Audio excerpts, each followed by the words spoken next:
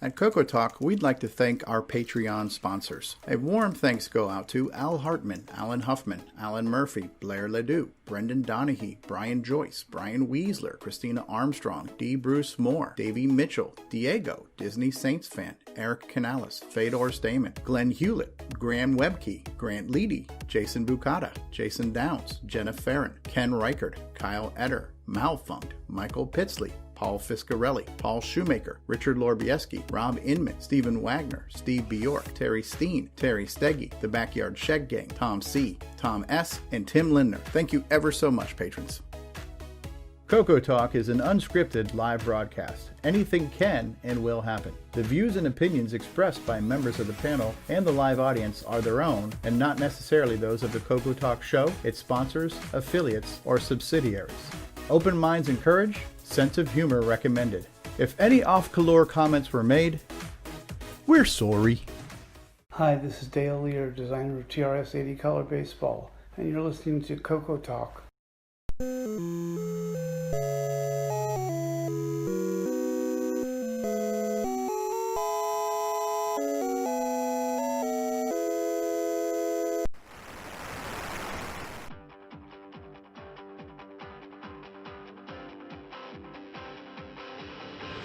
This is CoCoTALK, the world's leading live talk show featuring the Tandy Color computer. It's time to drop your socks, grab your real-time clocks, and let's rock. CoCoTALK is rocking the 8-bit world, keeping the Tandy flame alive. We may be mocked, but we'll never stop, cause CoCoTALK is rocking the 8-bit world.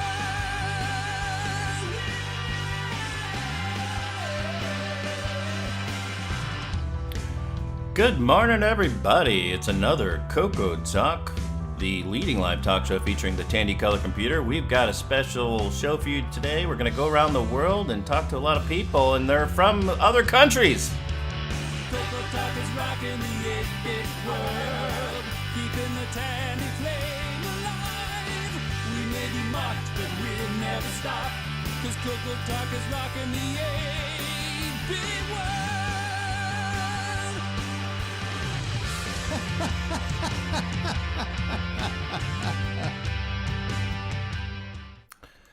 Okay, great. I felt like regular Howard Stern there. Hit the post there on the intro. Mama Booey. WNBC coming at you live. We've got a fantastic show for you today, and we've got all sorts of great panelists and people in the live chat. It's just overwhelming, and let's just quit the show now. Should we, Nick Marotta? Let's just stop it. It's going to be downhill from here. Alan Murphy points out that anybody outside of Texas is from another country. So that's true. That's true. Well, everything is bigger in Texas, including ego, apparently. Yeah. You go there, and you go here, and you go everywhere around the world. Well, I think we've got a special guest. You can probably see a new face up there on the panel. I think we'll go ahead and talk to our regulars, and then loop around, and we'll hear from our special guest today. Speaking of international and people from other countries, they tell me that Canada is one of those other countries, and we know him, we love him. He developed stuff for OS 9. His name is L. Curtis Boyle. How are you, everyone? My sled dogs are out back there. They're basking in the sun for summer here. So, yes. So great to have you again. Of course, a big contributor to the show as well as all the coding you're doing for ease of use. And some special stuff to show later in the show. That's a teaser, folks. All right. Ooh, foreshadowing. And I don't know where I'm hearing this, but ease of use beta 6 I think is coming soon. Or maybe that's a few months away yet, but it's coming. Yeah. I have about 5.1. At least I'm not lying. It's a little wishful thinking on my part, but it is certainly coming soon. David O'Connor from Down Under, you know a lot about music, and you've really nailed it with this CoCo 3 inside of a TRS-80 box. How are you doing? I'm doing pretty good, actually. Looking forward to a good show today, and we've got lots of toys and things to show off today, so should be a good one. Great. Well, you know him as our resident Apple guy. He's got an Apple there in the background. And after Windows crashed on me last night, I was definitely thinking of going over to the Apple side. How are you doing, Mark? And how is your Apple doing? My Apple is doing great. It's running. I would say it's Alien Downpour. That's a newer game for the Apple II. Anyway, I'm glad to be here. Thank you. Great to have you. A guy who has a garage and a lot of stuff in it. You know him. He's wearing a Radio Shack t-shirt, just in case you weren't sure. But it's really him. It's Ron Delvo. Yeah, it's Ron Delvo from Ron's Garage. I also have Delvo Observatory, where I look at the heavens and post them on Facebook sometime when you get a chance. Delvo Observatory, check it out. It's a little commercial. I like the way you describe that. Look at the heavens. It's so peaceful. Yeah, it's cool. Yeah. Psalm 19. Yes. It is peaceful. Next on the panel, Rick Euland. How are you doing, Rick?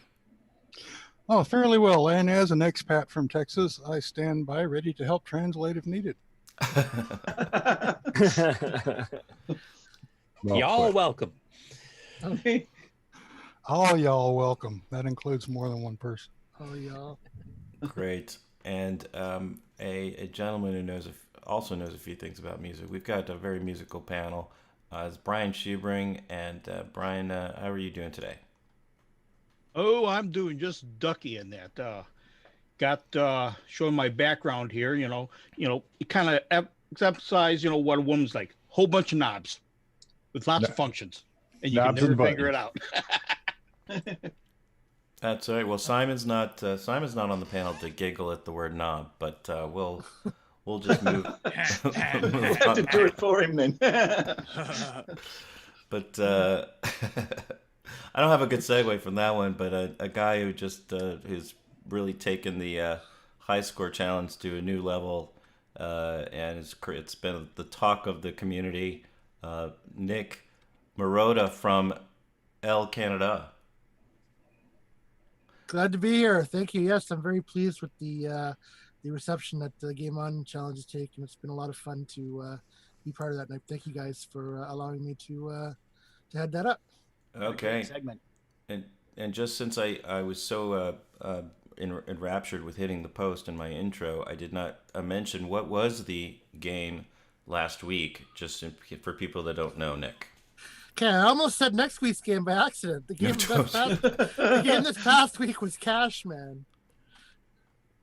That's right. So we're going to talk about CashMan a little bit later and the results, and then maybe we'll find out when the next week's game is. If Nick too many games in my head right now. There's not enough room. I think next week's game is next week. That's right. Right. Well, as a proud owner of a Joey which has no less than 2 toggle switches, and an owner of a switcheroo which has no less than 1 toggle switch, I can't wait till your next toggle switch project. It's Jason the CoCo Man Reichert. Howdy. Yes. Hey, next toggle switch project. I'll just say stay tuned. And I'd also like to welcome everyone to CoCoTALK, the new home of the Nick Marotta Dance Party, featuring David Ladd and the Turn Signal Orchestra. That's awesome. Sounds blinky. And I've got my Diet Dr. Pepper, and we'll go ahead and crack it open. Mix it with some water. Well, I've got some. Hey, well, he's onto it. Thanks for being on the show, Jason. We've got a couple of game programmers on the panel, including our next guest, who you know him from Timberman, which you can buy right now on itch.io. We'll post that on the chat. It's Paul Thayer. Yay. Hey. You're muted, Paul. There you go. How you doing, guys? Polly T. Stop filming him. Great. Well, Paul, let us know. Do you have any big news we should save time for? Any segments? Nope. I'm just hanging out. just hanging out. That's great. Yep. Well, great to have Taking you a break here. from Digger 3 testing, I think. A little bit. Well, once we get to this part of the panel, we sometimes need a little bit of a pick-me-up. And there's no better person to do that than a guy who's excited about just about everything. He knows about floppies, whatever they are. It's David Ladd. Hello, everyone. I am glad to see everybody's here, and we've got a full crowd. Hello, Nick. I'm glad to see that you've arranged to be here today, even though it's in the middle of the night for you. Are you ready, Nick? Are you ready? I'm ready. It's going to be a great fun day. Yes, it is. Let's move on to you, Nick. David Smith. As usual, a very subdued Mr. David Ladd. Was that a finger slap? I I don't think know. Nick's speechless. Well, the guy The down... intro for Nick's already been done by David, so you might as well just Yeah. have Nick say hi at this point. Well, I can intro the Nick Morentes is a guy he's against technology until he's for it. He was against running water and I think electricity. Felt there was no market for it, but then he came around, just like the 6309 and someday OS 9. It's Nick Morentes. Hey everyone. How you going? I just woke up. Like literally just again now? Pretty well. How could you see to So- the David Ladd segment, you know? Hearing David, yeah, that woke me up. What makes me want to leave. I'm going to put that on my phone for my alarm in the morning. Are you dreaming of your next game? Hey, I'm working on another game now, but All right. nothing to Right announce now. just yet. He's working on it right now as we talk. Does it have the word COVID in it? No. Does it have the word vaccine in it? No. No. Okay. No. Definitely not. All Does right. it have the letters SG in it? No, it doesn't. Does it have It- the words Maybe it Mode 3 in it? Are we Y'all, playing y'all I've Got can a wait for Secret next now? week's announcement. That's what I Okay. can say. The man is not ready to share this information. No, I'm not ready. The reason our program went 4 hours is because we were guessing the next game. Yeah. That's right. It's as if Does it have a load A in it? Yes, well, that's a good segment because a guy who knows a lot about Load A and Deck B and all sorts of CPUs and Motorola and cycles and things like of that nature is James Diffendaffer. Are you out there, James? I am out here and I am just sipping on gin and juice with my mind on my money and my money on my mind. Wow. May not And be I'm the best debugging place for assembly. All right, well, and we'll be coming back to you, James, for different rap quotes throughout the evening here. Please. I call you James Diffendaffer. Well, I don't know if our other guest, I was going to say our final guest, but we have a special guest. But our regular panelist, last but not least, I don't know how many rap lyrics he knows, but he certainly knows a lot about game development and Lode Runner. He's the maker of Digger 1, 2, and 3. It's Chet Simpson. What's up, everybody? And he does know a lot of rap lyrics, I have to say. Yeah, most of them I can't repeat here. Oh, certainly knows some good rap lyrics. Yeah, West Coast. Maybe you can teach Samuel Gimes some of those moves. It's all gone downhill after you did Jazzy Jeff. Yes. I don't think he's gonna want any of my thoughts.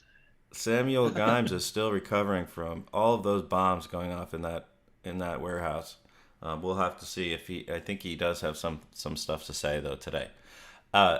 Well, with that, I think what do we want to do, Curtis? Want to take a short, commercial break just to clear our heads from the panel? Yeah, we'll just do a bit of a teaser. The next segment after the commercial break here is going to be following our theme. You can see on the bottom of the screen there, CoCo Around the World, and we have a special guest who's up in the upper left corner there named Peter. And we'll let him introduce himself after we come back from the commercial break, but he's going to show off a SCART CoCo, an official SCART CoCo that Tandy sold in France. So stay tuned. Well, stay tuned. We'll be right back after these words from CoCo CoCo Talk will return after these messages. CoCo2, c'est le coq champignon, des micros et dans le pion. Pour le jeu, il est pas bavard, les études, c'est pas bizarre. L'expansion, il envoie ça, les commandes, tu vas voir ça. Notre CoCo est programmable, pour tes cours, c'est bien serviable. CoCo2 de Radio Shack, ton affaire est dans le sac.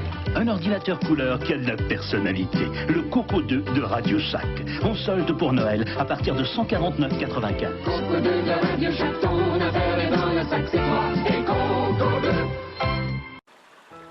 And now, Coco Thoughts by Samuel Gimes.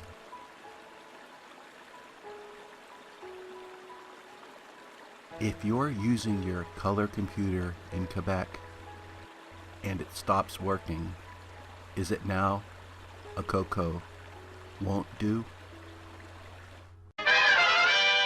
Hi, Ron Delvo, Timberman, CoCo Fest, CoCoTALK.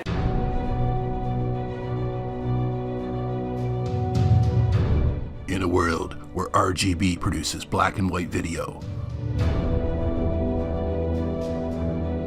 one cable can make a difference.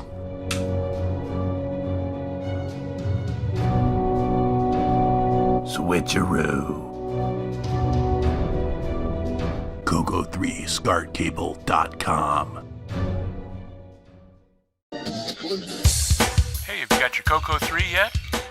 Hi, this is Rick Adams, author of Temple of Ram and Shanghai, and you've tuned into CoCoTALK, the nation's leading live talk show featuring the Tandy color computer.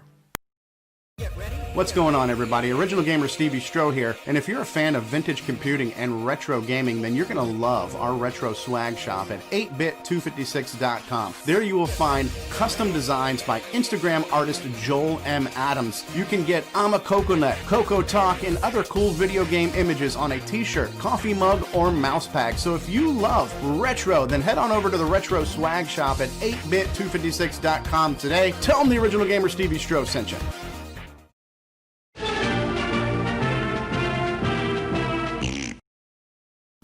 Radio Shack store-wide manager's red tag sale is on now. We've slashed prices 20%, 30%, 40%, 50%. Save on famous Radio Shack hi-fi, car stereo, radios, toys, TV games, calculators, walkie-talkies, and CB radios. Look for the big red tag. Save like never before on these and literally hundreds of red tag specials. Hurry into Radio Shack today.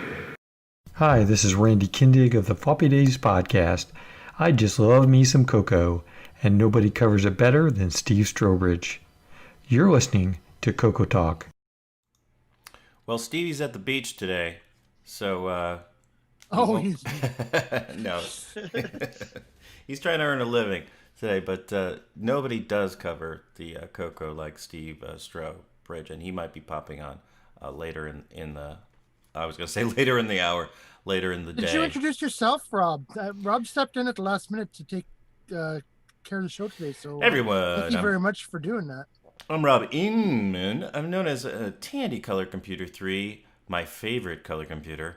On Discord, I encourage you to join us for Discord and chat on all sorts of things. And I had a TRS-80 Color Computer 2, 16K, moved up to 64K. And then once I discovered the greatest computer, Nick Marotta, the Tandy Color Computer 3. I'm nice to you. I can pay you back with that. It was no turning back. I did discover OS 9 and was really amazed by what that was capable of. And so here we are. OS 9 is cool. All these years later, I started poking around YouTube and discovered this show. So really happy to be here and with y'all today. Thanks, Nick, for pointing out. I don't necessarily like the spotlight, but I do have my head down here. I probably should say who I am. But well, I want you to know it's appreciated, right? Oh, well, thank you for that, and appreciate all the work that you've been doing, especially making those videos. I know how hard that is, I mean, to do every week. So appreciate you stepping in to kind of do some of that work and keep the show fresh. So anybody else want to give us some positive feedback while we're doing this? Yes, you can save your letters of complaint for later. I will. Nick, you say you need more feedback? Any other? Oh, here we go. Yes, please. That's some good feedback right there. Get a good feedback cancellation going on there. Great. Well, certainly. Let me acknowledge the people in the chat, if we must, but we must. And we've got Quinn Good, and he's always saying stuff out there. Nimble is out there. Robert Allen Murphy, who has 3 names, just kind of like a serial killer. He's out there. Wow. Wow. Interesting. Well, whenever people get arrested, they give their full name. I don't know. It just Tell him, stop right there. Asparagus. He has a good sense of humor, which is fortunate since I just referred to him that way. Robert, you always do a lot of work on our Discord server. I appreciate you. Curtis, just given the time. Al Hartman from Jersey. Al's worked for all sorts of jobs there related to the TRS-80 and the color computer over the years.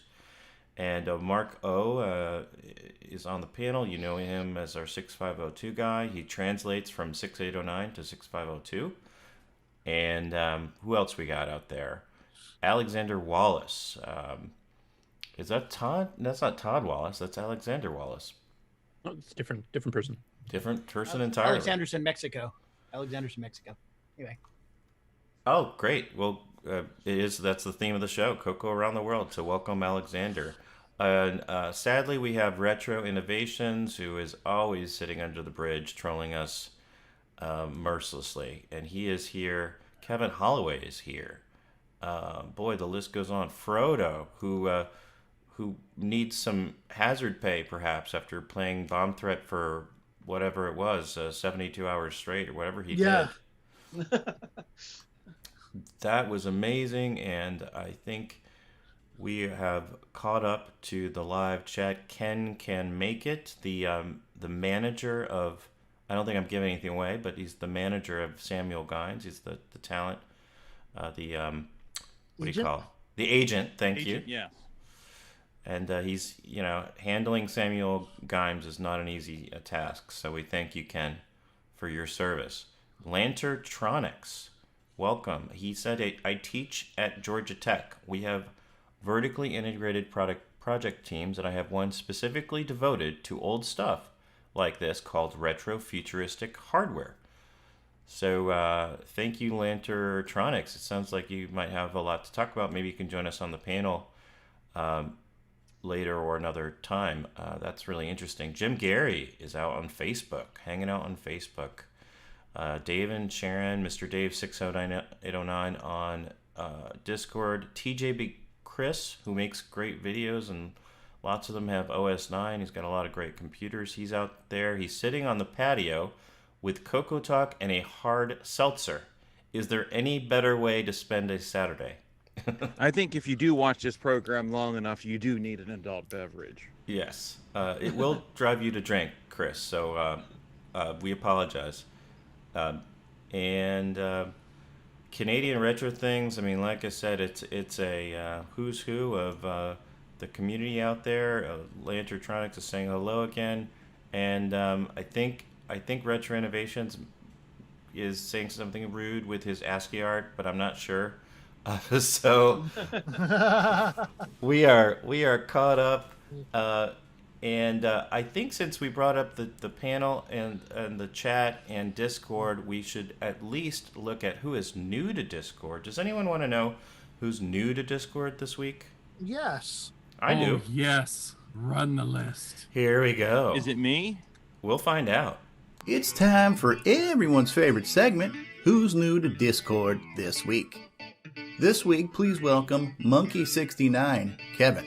He started with the 16K Model 1, is now working with the CoCo Pi and learning OS 9, Basic 09, and assembly. Quinn Good is working on repairing and restoring his uncle's CoCo 2 from the attic, which has got him into retro computing and collecting. Cargo, the CoCo was his childhood PC.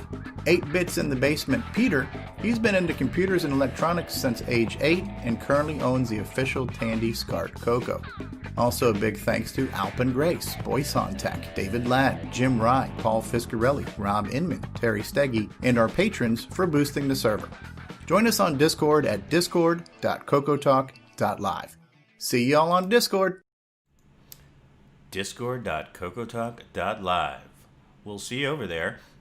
But without further ado, Curtis, would you like to introduce our next guest? And we'll learn a little bit about Peter Cullen.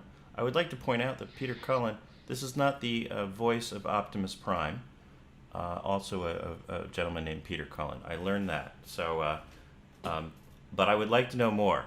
Curtis, over to you. Okay, well, Peter put up a rather interesting video, which we covered on the news segment here, showing us official Tandy SCART CoCo, which I'd never seen before. So I got in contact with him on the YouTube chat, and we kind of went back and forth a bit, and he was a bit busy, I think, the first week. And we asked him to come on the show and kind of show off the computer and kind of, also explain, how he got into computers and how he found the CoCo, because he's relatively new to it. And he's an expat from Ireland who's now living in France. And Peter, if you want to kind of give us a summary of how you got into computers and how you got into the CoCo and stuff, and we'll go from there. Yeah, sure, I can. Listen, thanks for having me, guys. But I started, like you say, I started in computers. They weren't retro at the time, when I was about 8 years of age. And I always wanted a computer, always wanted one. But I couldn't have one because my parents, they wanted that I played sport and all that kind of thing instead. They figured if I had a computer, I wouldn't play sport. So I never played sport anyway, but I loved retro, well, I say retro computers. Now at the time they were new, but I loved computers. So all my buddies had them. So I used to go to their houses and I could play a few games on their computers and which and what. And then eventually I ended up getting a second-hand VIC-20. And that was when I was about 11 years of age for Christmas. And it lasted for about a week. And then the TV modulators on the VIC-20 were very, they were flaky as hell. And it packed up after a week. So I had to wait a further 10 months, but then I got a Commodore 64. And I was delighted with that. And I could swap games and all that kind of stuff, which was a big thing at the time. And yeah, I played around with that an awful lot, and then I sold it. I got an Amiga 500, and then I sold that on, and I went into PCs in 93. And that's basically what I was doing with computers from about the age of 8, when I didn't actually have any apart from sheets of paper trying to draw pictures of what was on the screen, because I figured, you play around with a sheet of paper and a pencil, you had a computer, because I was kind of sad. But yeah, so what I did was I worked in computers for a time. I used to I was working with a company that's closed since, but we used to manufacture RAID systems and storage systems. And then when I moved here to France, I decided that I'd get back in. See, I had always been into electronics and soldering things, and seeing if I could get things to work, and little stereos and little TV things and all that. But the great thing about retro computers is that they're simple enough at the very base. So I could take them apart and I could modify them and I could upgrade them and I could break them, but then I could fix them again. And I found it to be a great kind of doorway into electronics and stuff like that. So like I say, anyway, I like to look around and get old computers that are preferably broken or not working and try and bring them back to life. So I decided in doing this, I'd make a few videos and throw them up on YouTube while I was doing it. And that's when you came in, Curtis, because I had bought a CoCo 2 here in France, and I got it. It was really a pitiful amount of money I paid for it. I paid literally nothing for it. The guy was looking for very little, and it was on the site for about 2 months. He was looking for half nothing, and somebody else offered very little for it. And he said, "Yeah, sure, I'll take that amount." I think it was about €14. I think it's really nothing. And the person didn't take it. So I chimed in and I said, look, I'll take it from you if you wish. And I got this CoCo, and it's in very good condition, which shows that here in France, I believe, people love their Amstrads. The Amstrad CPC 464 and the 6128 was a big computer here in France. And I think the reason the CoCo I have is in such good condition is that somebody must have gotten it. They used it from time to time type thing, but it was never loved. You know, it was kept in a box, I'm sure is pretty much what happened. But anyway, I made this video on updating it because being completely a newbie to the CoCo, I know absolutely nothing about them apart from the fact that they existed. And it arrived at my door, and I opened up. I said, "Oh, it's a nice little computer." And I never thought anything of it because a lot of the computers here connect with SCART to TVs. It's the standard here, or it was at least up until HDMI. And I plugged it in. I got the green screen, and I said, "Oh, it looks strange in comparison to computers that I've seen." But yeah, I started playing around with it, and all I could really do was try out a few games that I knew already, so that I could compare them to computers that I know.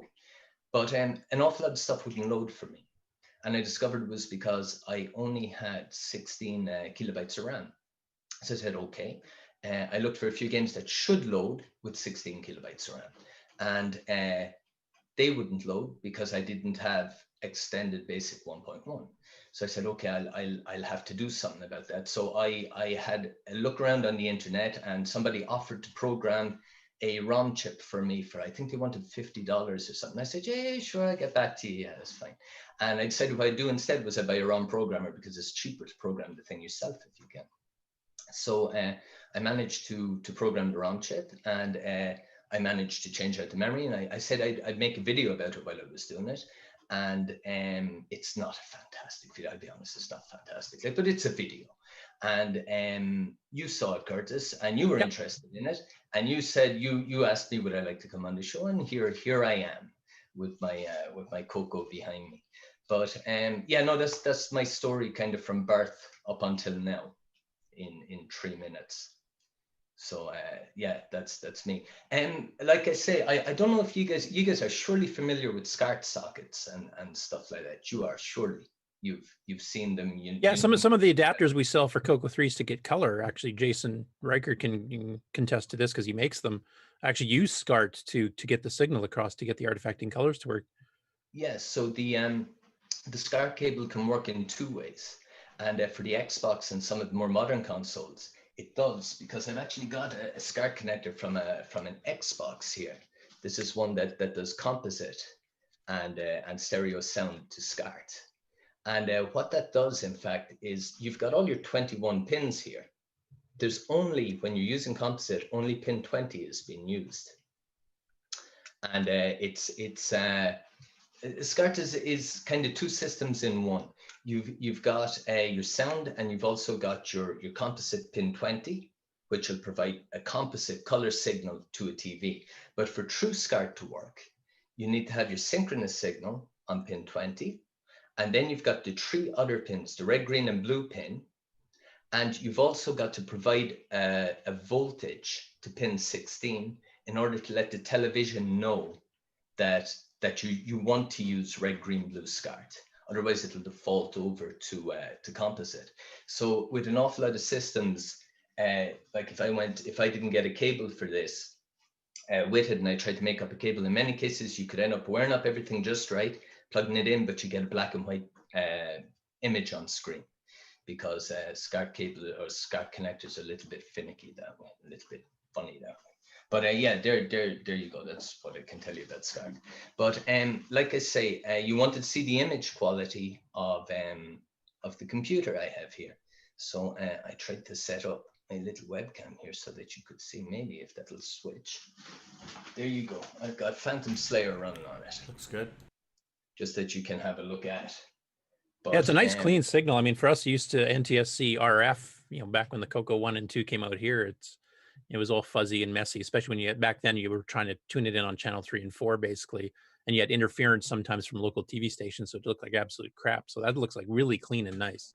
Yeah, no, I'm fully aware of that, because we had the same thing in Ireland. That was the way it was with any of the systems we had, Commodore 64 and all that, was through RF on on the TV, and we ended up with pretty much the same thing. It was a kind of a signal that you could nearly see the other TV stations through. That kind of way, you had bars rolling down the screen sometimes, and it was a little bit snowy, or it was a little bit off. But it's true that with SCART, you plug it in, you've got a crystal clear image. And yeah, this CoCo, it came out of the factory with SCART as it is, because that's the way they were done here in France. Actually, it's not a CCAM system. France uses CCAM, or did use CCAM, as the US uses NTSC, and most of Europe uses PAL. France was using CCAM. It was their own signal carrier, if you like. It had many things in common with PAL, but apparently the way that it dealt with its color signal was quite different. So this actual system, though, I believe is PAL, although it's for the French market, because I've also got just as an interesting little one that you may or may not be aware of, the Atari 2600. In America, you've got 124 colors on screen when you're playing any of the games on the Atari 2600, one that came out back in the late 70s. In most European countries, you've got 104 colors, I believe, because the TIA chip was modified, or not modified. It was redesigned by Atari so that it could be used for NTSC or for PAL. But they kind of, when they saw that the French market was going to be very small, they decided they weren't going to redesign a new chip for CCAM. So what they did was they modified the console that it could take either the NTSC chip or the PAL chip and convert everything to CCAM. So there was an awful lot of extra resistors, logic chips, a few capacitors and stuff like that, extra put on the French version. But what you ended up with was, instead of having your 124 colors or your 104 colors, you ended up with just 8 colors on screen. And the colors that they didn't really pick them. I don't know how they came up with what colors they were going to use, but the colors that they ended up with were horrific. They looked really bad. So yeah, I think what they did was they were using a black and white signal, and they took different levels of gray and assigned the color to each level of gray to come up with their 8 colors on screen. So you had, the reason for that was there was a law in the 80s here in France that said any device that connects to a TV set has to, or here in France at least, has to use CCAM, because the French wanted CCAM to be the standard, and that was it. So Atari weren't allowed to sell a system that looked nice and worked well here in France. They had to adapt it to the CCAM. So it's just a kind of an offshot that the French ended up with some systems that weren't great. And it seems that they ended up with other systems like this one here that gave a beautiful crystal clear picture on screen in comparison to what most of ye had in the US and what the rest of Europe had, really, to be honest, you know. So yeah, that's pretty much all I know about TV signals and that kind of thing. And I know from watching the news here on this show 2 weeks ago that that system is on the inside is very, very different in comparison to what you have. The layout is different, and there's extra circuitry in there as well. And I believe that must be for encoding the red, green, blue side of things. It must be, because otherwise you just have your RF modulator. And I think the way they work, you've got a composite signal or something goes into the RF modulator, then it's modulated and spat out to television. Whereas in this guy, I don't even think there's well, there must be some form of composite signal or something in there, I suppose. But I don't know exactly how it works. I mean, I like electronics in that I'll take a soldering iron and I'll put a resistor on a chip and put a blob of solder on and see that it doesn't blow up.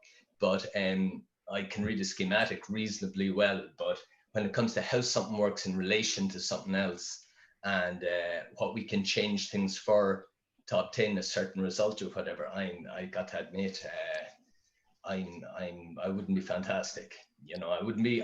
You wouldn't want to have me defusing a bomb. I'll put it that way. I got a couple of questions. Yeah. What does this machine look like? Is there somewhere we can see it? And well, we're actually going to be bringing up the pictures here shortly.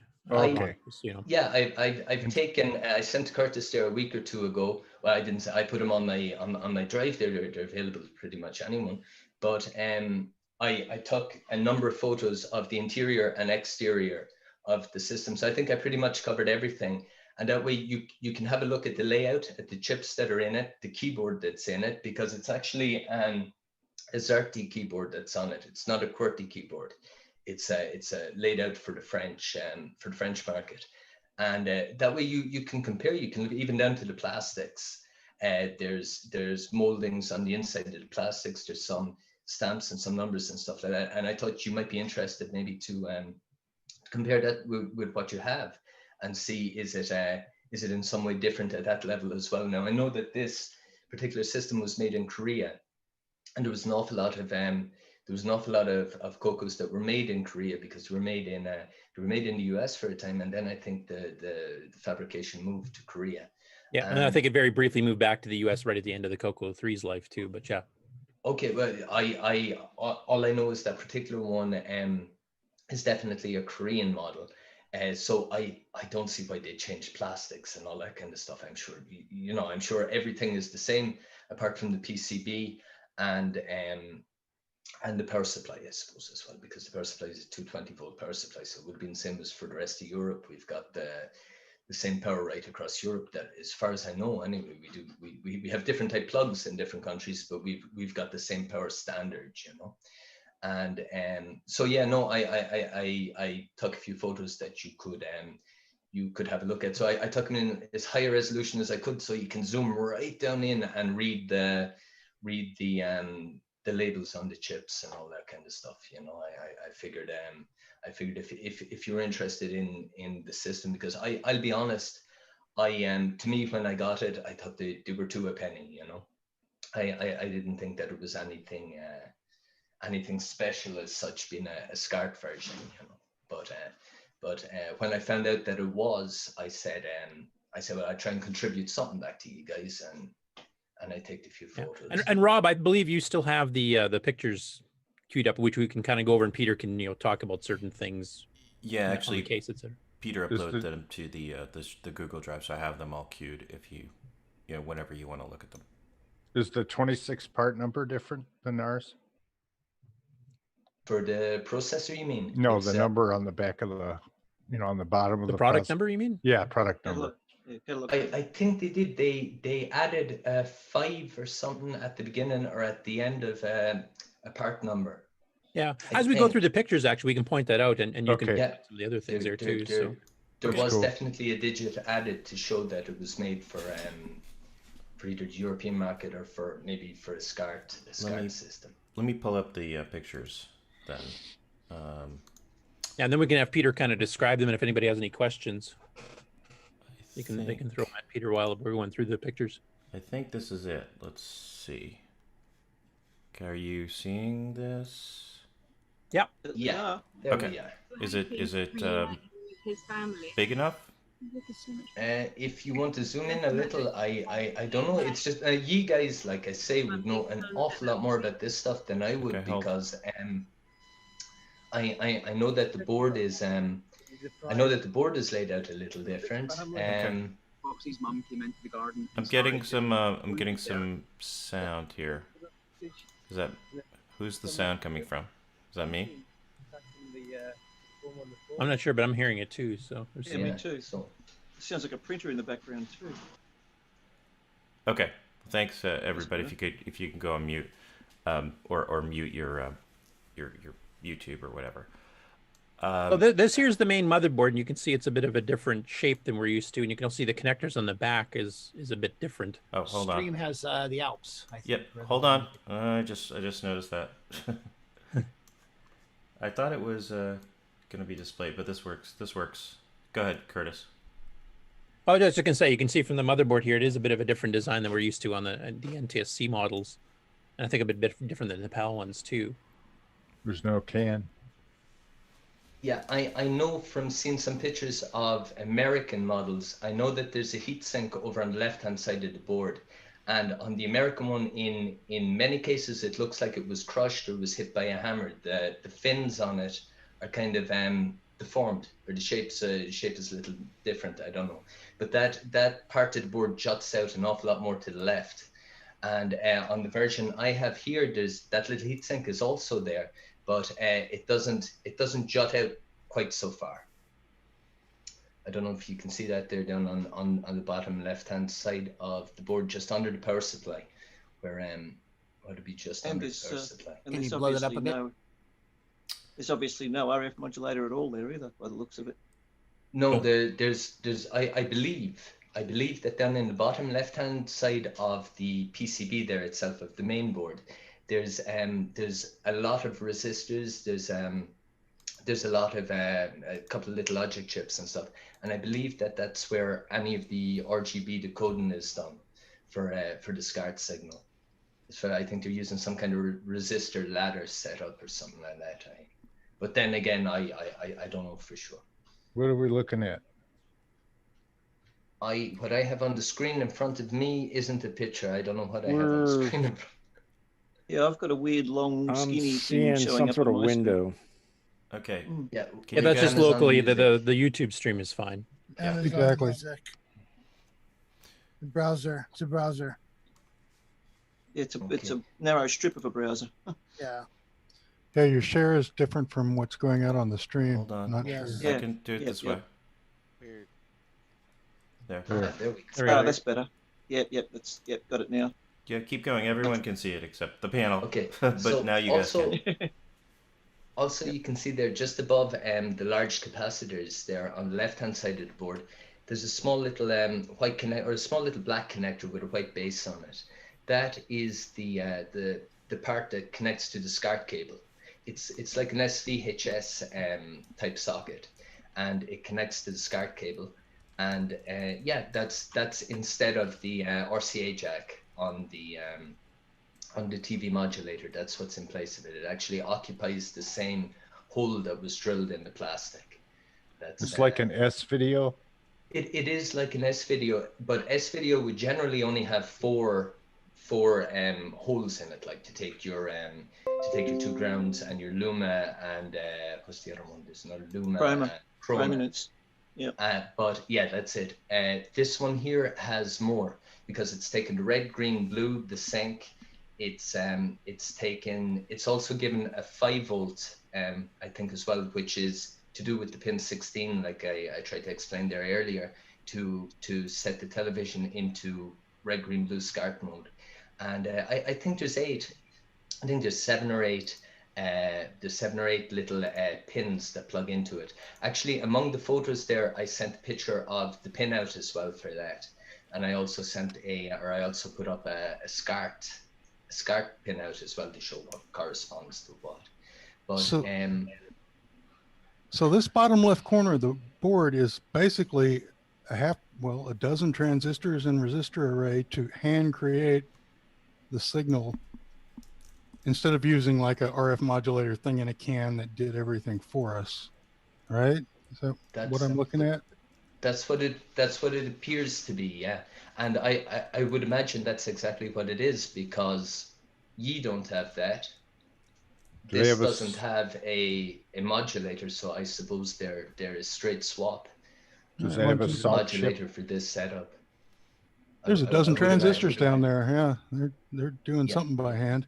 And I know I say a resistor ladder setup. This is my very limited knowledge, because I know that for the Raspberry Pi, there's like a VGA connector available for the GPIO pins on the Raspberry Pi, and that uses resistor ladders in order to generate a red, green, and blue signal to go out to the VGA monitor.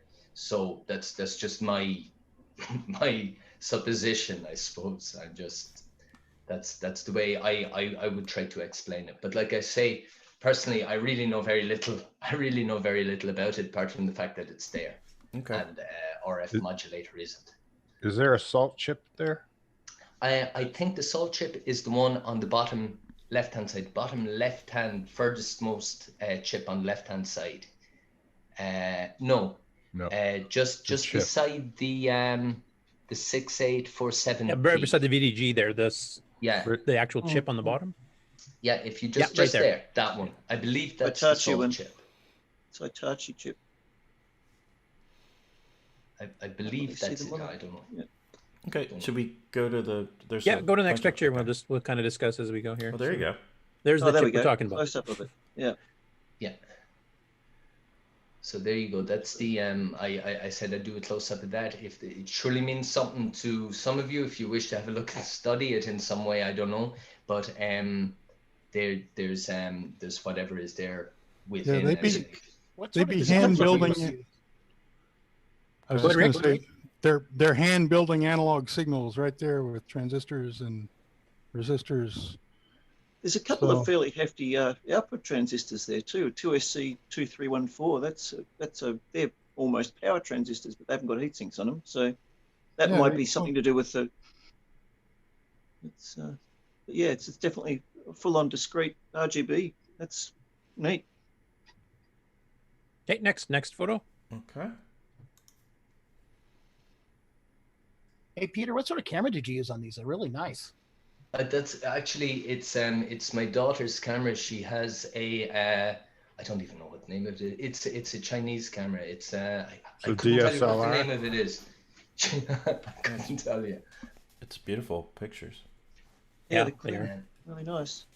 Yeah, so there you go. I think there was a D printed down here in the bottom right hand side of the plastics. I don't know what that means. I don't know if that's but I said maybe you might be interested in just as I know for a lot of old systems, there's a lot of talk on comparisons of very, very small things, minor things that can be quite interesting. So I figured I'd take a picture of pretty much everything I could. And thanks for doing that. Actually, these pictures are great, and Mark has posted the link in the YouTube chat so people can actually zoom them up on their own systems and take a really close look. I'm glad to be able to give something back. Anyway, if I've got something that interests people, I'm happy to share it. You know. No, this is unique. This is good. And here you can see they spell the word color right, so that's always good too. Color. Oh yeah, nice. I want one of those badges. Oh. Yeah. So yeah. Now that's just I read somewhere that the frequency of the crystal oscillator there on this board is different than on the on some of the other ones. Now I don't know if that's true or not, but I said I'd just make a point of taking a photo of that, so maybe again it may be of interest. I don't know. Yeah, for people here that are familiar with PAL CoCos, is that the same frequency or is that different than PAL as well? That's it's 14.23. The PAL, that's obviously you've got to divide that down to get the chroma signal. The chroma signal in Australia is 4.43 megahertz. That's PAL. So 14.23 would have to be divided down evenly to get 4.43 if 4.43 is the same chroma frequency. But I'm not sure what CCAM is. I think it is a similar frequency, but I think the phase relationship is different. Yeah. Because I know NTSC is, what is it? We use a 14.138 or something. I can't remember. Yeah, and that divides down to 3.58. I think is the chroma frequency for NTSC. And that's socketed there, isn't it? The chip there on the side is socketed. Yeah. Yep. I like that the crystal says Sunny on it. Are most of these chips socketed? As I remember, I know the memory chips are definitely socketed. That chip there is. As is the ROM chip. When I say the ROM, I mean for the basic, for Color Basic 1.3. That chip is also socketed. I off the top of my head, I can't tell you without seeing the photos, but I'm sure we'll find out in we'll find out as we the go next through photo if they're socketed or not. So I'd love to be able to say, oh yes, they're all socketed. But honestly, I don't remember. This is the back of the keyboard. There's a number on. There's two numbers on it. So I said, there we go. You may well be interested in that. So that's the reason I took that photo. There you go. Like I say, it's an AZERTY keyboard. So that's the way any of the official French keyboards would be. They'd be AZERTY. yeah, But well. there is actually a difference with the CoCo, because usually here in France, to get the numbers 1, 2, 3, 4, and 5 on the top of the keyboard, you would have to press Shift and press 1, 2, 3, 4, or 5 to get the numbers. Whereas on any other keyboard, you press the number without having to get Shift. And in order to get like the hyphens or any of that kind of thing, you would press Shift and press the number you want for it. But it's backwards in France. But on this particular on this particular computer, on the CoCo 2 here, it's an AZERTY layout, but the difference is if you wish to type 1, 2, 3, 4, or 5, you don't need to press Shift, and it's missing a lot of the French symbols as well, like the little E's with the accents on them, and those kind of French language signals are missing off the board. So I think actually that the membrane is what's different. There's nothing changed in the ROM or any of that to read the keyboard differently. It's just the membrane is laid out differently as well. Oh, so they rewired the keyboard internally to match They've the pretty existing much, ROM. yeah, they've pretty much rewired the keyboard in order to put A where Q should be and things like that. It's just the membrane. I'm sure if I change the membrane out, I go back to a standard keyboard. For, yeah. I do notice like some of the symbols are in different places. Like the question mark is not in the same spot we're used to either. So. Oh, is that changed? Okay.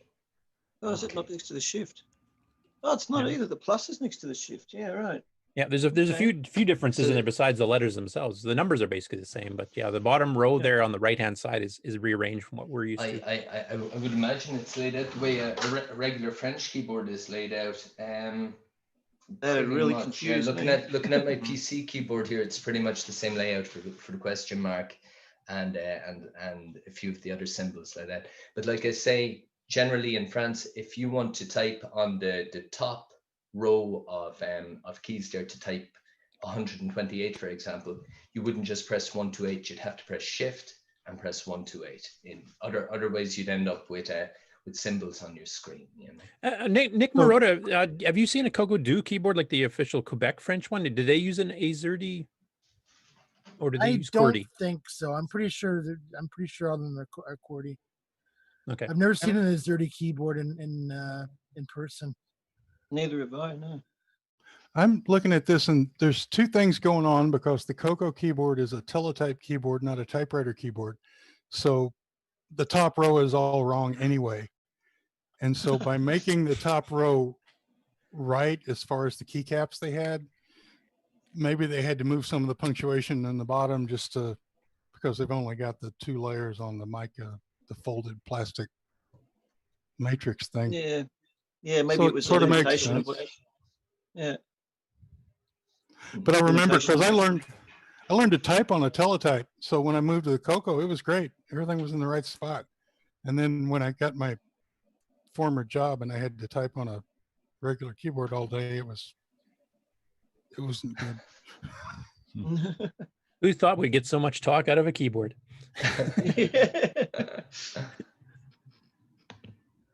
Okay, so yeah, no, that's the keyboard, quite obviously sitting into where it sits on the Yeah, and that pretty well matches back together. I mean, there's absolutely nothing new there. I don't think that you wouldn't have seen before. At least we didn't get somebody coming in saying I've got a Dvorak keyboard on my. Oh, there we go. There's the CoCo. serial number. Serial number. Yeah. And the There's model a number, which has that 5. 3-digit prefix. That's different. That's it. There's either. But stay on that one for a bit, Rob. So you got 265. We just have 26, don't we? Yeah. Yeah. That's it. And that's yeah, whether it's Australia, Canada, the US, we all had 26. So this is unique to France, I think. Yeah, it's the 5 has been added in, and I think there was another model number as well. I'm not 100% sure, but I think there was, or maybe it's just the fact that there was also a 3134B as well that that shared the same 265 prefix. Yeah, that would be the true lowercase VDG. Also, it says, if you notice here under where it says Tier City Color Computer 2, it says Paratel version. What is Paratel exactly? Oh, I was just going to ask the same question. Paratel is what the French called SCART. Okay. Yeah, that's what they call it, because when I was here in the beginning, I went looking for a SCART connector, and I was in the shop speaking my best French after being here about a week and a half, and nobody knew what I was talking about when I was saying SCART to them. So well, they do. I mean, there are people who do, because it's pretty much well known now. But at the time when I was in the shop, that was how I learned the word Peritel, because that's what they call it here. It's just a direct substitute of a word. It says Tandy Computer Center, CENTRE. Yes, that's also proper spelling. So. Yeah. Yeah. What's wrong with that? Oh yeah, just too. That's good. Yeah, it's good. It's excellent. Yeah. They did this. It's really interesting this that one they did all passed this. the international spell check. That's all I got to say. Yeah. I was going to say, it's really interesting that they did this for the French version, but they didn't do it for the Australian versions. I wonder why. Yeah. Why did Tandy do that? You'd have to ask Tandy. Did somebody say? Tell me why did Tandy do that? I don't know if the UK versions and all that, if they spelled color, or if they retained the American COLOR spelling. I don't know. Also, the serial number is 2 million. Yeah, I have to guess that's not how many they sold in France. I'd have to guess they started the serial numbers for the Paratel version at 2 million. Yeah, the regular color computer's hundreds of thousands, right? We're not sure, because they kept restarting the numbers depending on certain submodels like the A and the B, and the CoCo 2 started over, and I think the CoCo 1, some of the different board revisions might have started over too, like the F board, so it's hard to tell. Well, I know, but we've never had a million marker. Didn't the CoCo 3 have millions? I don't think so. I don't have one handy to look at the moment, so I don't know. I'd have to check. All right, do you want to keep going, Curtis? Yeah, next one. Yeah, that's it together. I mean, it looks like the case and the keyboard, aside from the layout, the keys looks to be identical to what we're used to in the North American and Australian, UK versions. Yeah, no, that's what I'm saying. I believe it's just the membrane is different, and they just swap the keys around. I believe they're exactly the same. It would be neat to see the back end. Oh, that's coming up. It says Radio Shack. That's interesting. That's right. So these are the chips I removed when I was doing the upgrades. There's the Tandy Color Basic 1.3 chip there on top, and the two memory chips that I removed are two 8K chips. What are they? They're 8, 14, 16s. So they were the original chips that came from the factory read. Yeah, those are like the 4464s we knew. Now I did notice these are 120 nanosecond. I think most of the North American ones were 150, weren't they? Good question. I know the CoCo 3 had to go to 120s because if you had 150s, and then some early upgrades did have that, they had problems where some of the hardware scrolling stuff wouldn't work because it wasn't fast enough to keep up. So it'd start crapping out and doing weird stuff. But I'm surprised that the CoCo 2s, which didn't need the extra speed, actually were selling with 120s here in France. Tandy would put in anything that was cheap that week, so. Oh, okay. Maybe this was the deal. That answers it. It's true, because that was the reason I believe that they had that little satellite board as well, because the upgrade on this unit could be done either by swapping those two 8K chips out for two 32K chips, or there was also a little daughter board, or a little satellite board that had 8 6665 chips, I think they were, and that could be slotted in. And I believe the reason they had the two ways of doing an upgrade was whichever was the cheapest at the time was the way they would go, whichever set of chips were cheaper. We had that on our later model CoCo 2s here too. They had the same little daughter board with the 841 64s versus the 244 64s. Okay, so but that's what I've read. What I read is what I read. That's all I know. If the person writing it was wrong, I'm wrong. Yeah, Robert Murphy's chiming in the chat too, and he said, the CoCo 1 and 2s were 150 nanosecond here. And Mitsu 150 nanoseconds could have problems with the Gimme 86, talking about the CoCo 3 that I was discussing, but NEC 150s would fix that. So there were some timing issues that just had swap chips. And most upgrade manufacturers of the CoCo 3 eventually just went to 120s. I wonder, was warranty the same as in the States? It says on the CoCo Facebook thing The TRS-80 CoCos originally came with warranty of 3 months. Yeah, and 90 it's days. Yeah. Totally ironic considering most of them have lasted 30 years or more. How Next many, slide, please, Rob. I wonder how many of you guys have had to take your CoCo into Shack because it broke. I never have. I never did. No, I my did original once. one's still working fine. So So what are we this looking is at here? just this is just a picture of a SCART plug on the television. I said, look, I said I'd be as thorough as I possibly could, and I said, I'm sure you've seen it before. I said, look, this is what a SCART connector looks like. I'm sure everyone's seen one before, but yeah, just to be thorough. Okay. Cool. In the late 80s and early 90s, I actually used to work as a TV repair tech, and they were trying to make SCART popular in Australia, but they never really succeeded. And we had some TVs that had SCART connectors, but nobody ever used them because they didn't know what they did. So we knew what they did because we had to service them. So I knew the ins and outs of SCART connectors, but that's about as far as it got in Australia. Okay, is this just that's interesting because I didn't yet. I know it's a big thing here in Europe, but I say it's a big thing. Back in the 90s, every TV you bought, well, I know in Ireland anyway, and they had SCART connectors on them standard. That was one of the things. Even if you didn't have the video ports, you had the SCART. But this here is just a picture of the plug that plugs into the back of the CoCo. It's got the 7 pins, like I was saying. Yeah. And it's like a little S video connector, but like I say, it's got 3 extra pins on it. That's yeah, for your RGB. Yeah, that's pretty much it. So you've got your red, green, blue. You've got your ground. You've got your sync signal, and you've also got a voltage there as well. And I believe one of the pins is non-connected or unused. And yeah, there's actually the way it works. There needs to be a voltage of 12 volts sent to pin 8 in order to tell the television that it's a format of 4:3 and not widescreen. And yeah, that's a 12 volt signal. It's quite high. And then the one to enable the red, green, blue SCART on pin 16 is 1.5 volts, in or around 1.5 volts or a little higher.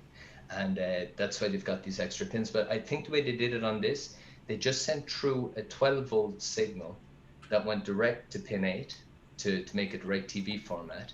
And then there was a 330 ohm resistor between pin 8 and pin 16 in order to bring it down to the correct voltage for pin 16 to enable SCART. But that's pretty much the connector that plugs into the back of it. That plugs into the back of it. And that there is the inside of the top cover of the case.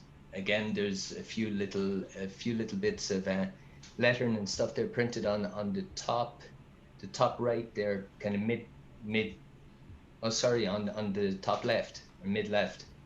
There's something says number 1, or I'm not sure. There's something there anyway printed in there. So I thought that may be of interest to you. But again, like I say, it's possibly the same as any of the others. Oh, if you want to go back to the image just before, there's one interesting one actually. I don't know how interesting it is, but there's one thing on the image just before. You see there where the TV selector would be on the American version. They actually glued a little piece of plastic just to cover. So it's probably exactly the same mold that was used as was used for the American versions, but it's got a little piece of plastic. It looks like it's molded in, but when you open the case, you can see there's some glue that's slightly yellowed, and that's what's holding in that little piece of plastic just to cover that little selector switch for channel 3 and 4. Cool. Yeah, so that's that. And yeah, that's just with the QC passed label and with the warranty seal that's after being punctured. Now, was that punctured before you had it, or did you puncture it to do the upgrade? No, I'm the culprit. I'm the one that punctured. Yeah, that was me. It survived. I'm sure a good 35 years until I came along with my Phillips head screwdriver and punctured it. Yeah, that's that. All right, out of warranty. That's the back of the. Now, is that one back you of can the zoom up a bit, Rob? Or that's possible So I don't think so. Usually, if you double click on the picture there in Drive, it'll Oh, zoom in. I look think. look at you. There you go. Okay. You If should you can be just able zoom up to in show that even a channel little selector more. where it's kind of blocked out with a hacked on plastic job. Yeah, I can't you zoom press- in any more than that. If you press Control Plus, it should zoom in. If it can zoom any further. I'm just trying not to break the show. So Too late, but anyway. Too late. I tried that already, David. It doesn't work in a Google Drive. Like it Do doesn't a work. print screen. Yeah. Now, one other thing I'm noticing here, didn't the power cable on the North American ones come out the back, not the bottom? Correct. So there's a little bit of a block plastic there where the power cable would have come out, and you got a much thicker, beefier one coming out of the bottom by the leg. Probably grounded. Probably 3-wire. It is, yeah. No, it's a true wire cable, yeah. Oh, Yeah, interesting. Interesting they put a 3-wire cable because in Australia you're not allowed to do that. If it's double insulated, if it's a plastic case and they call double insulated, you're legally not allowed to put a 3-pin connector on it. Does SCART need a good ground or something? Do they have some? No, it might be just something they did. Well, yeah, no, I know that like many of the computers of the era anyway that we had in Ireland were all 3-cabled. If you look, they all were the there's- Commodore 64s, the VIC 20s, I'm not sure about the Spectrum. I'm sure it was, so I'm sure it was part of law at the time that they had to be grounded. Do you see where the power cable would have come out? It's blocked also. Yeah. As I was noticing, it's just like the channel select. They kind of hacked in a piece of plastic to kind of fill the case in a little bit. Cheap way out. Yeah. Oh, new molds would have been very expensive. Yeah, that's it's true. actually quite logical that they did that, really. I just figured, what Tandy was making tens of thousands of the regular ones. I didn't know if it would be that much of a difference of price to make one new mold for a certain run, but it probably was. And they were cheap, as we all know. You see, it could have been a bit like Atari's story as well with the 2600, and they figured that the French market wasn't going to be gigantic, so what was the point, If they were only going to sell, I don't know how many, maybe they envisaged selling 20,000 units, I don't know. And maybe they figured we'll try it, but there's no point in spending any real money on it, Could have well been that. But I think everything else is pretty much standard to what the cables are. This here is the pinout for the TV. That's the one there that we were talking about there. So this is the connector on the back of the CoCo itself, then. That goes out to your SCART cable. That's it. You've got your you've got your cables, you've got your pinholes there, what they give and what they connect to on what pin they connect to on the actual SCART connector. So you've got your green going to SCART 11 and your audio to SCART 6. And yada yada yada. Was the owner's manual any different, I wonder? I don't know, because I got it when I got it. There was no manuals or anything with it. It was just I got it with a cassette lead and with the TV lead, the SCART TV lead, and the actual unit itself. But there was nothing else with it. Yeah, you didn't even get a cassette deck with it. You had to play stuff in through your phone, didn't you? Just to load software to try it. And there's one little thing about it. A year or two ago, I made up a little Castuino, using a little Arduino board in order to play audio files from CAS files and all that thing to be directly converted for old computers so that it could play through. It's a little device you can make up from Arduino board, and you connect in an LCD and a SD card, and you can pretty much convert on the fly cassette files into audio. But for the CoCo, it doesn't seem to work. The volume isn't high enough. It needs to be very, very high up. So the only way I could get it to work was through my mobile phone. That was it. That was the only way I could get any kind of audio file to work on the CoCo. Okay, I'll go to the next one, and I did figure out the zoom. So if you want to go back and look at anything, just let me know. Okay. So No, I don't see the zoom. Hold on. Okay, I don't see the zoom on this one. I had zoom, but anyway. But there's the actual SCART connector itself, which I mean, just- Jason and a few others are familiar with since they use it in their products. Yeah, I think the zoom only worked on that other one. Might be a PDF or something. But anyway, I don't know. Here, I can make it full screen. That's just your SCART pinhead. That's your regular SCART pinhead. There's the SCART connector serves two purposes. It's input and output. That's why it has so many pins. It's got its 20 pins on it, and it's got its shielding. An awful lot of them are ground pins. Then you've got your red, green, and blue, and you've got audio in, audio out. You've got red, green, and blue in, red, green, and blue out. You've got synchronous in and your sync out, and so that way it can be used in videos if you're recording stuff to a video, or if you're playing stuff back, or with DVDs and all that kind of stuff. It was kind of it was a connector that does everything. It's a kind of So that's it was a very well thought out, designed connector in its day. Yeah, and it worked well. It was for sure, but it's kind of impractical. It's a big bulky thing, and if you want to connect 3 or 4 of them to the back of any TV that can take 3 or 4 of them, it takes up an awful lot of space, Whereas the RCA connectors and all that kind of thing were very were much easier to handle, much easier to plug in, and I don't know. I just found it. That's just my personal opinion, and I suppose the SCART did give a much higher quality image. I wanted to mention in chat here, we were talking about the prefix of the part number, the 3-digit. And TGB Chris mentions, he says, I think Frank Durda the fourth mentioned on CompSys Tandy years ago that 2-digit prefixes were really 3-digit ones with the trailing 0 drop. So 26- would have actually been 260. And internally to Tandy, they were 3-digit. Radio Shack did use a few 3-digit prefixes in the US. 273 comes to mind for AC adapters and the like. And it's too bad Richard de Boisentech isn't here, because he worked at Radio Shack doing repairs and stuff for years, and he might actually have some insight on that too. But oh, interesting. Anyway, here's a nice shot of the back with the hacked in plastic. So they selected a connector that was small enough to fit in the slot for an RCA connector, sort of, kind of. Yeah, there's close. Yeah, you didn't have to change the molding for that. Yeah, you're right. Doesn't quite line up, but it fits in the slot. So hey, good to go. No, they stuck a little piece of foam on top just to fill that little hole. Okay. Anything else? On some of these I can zoom in. So.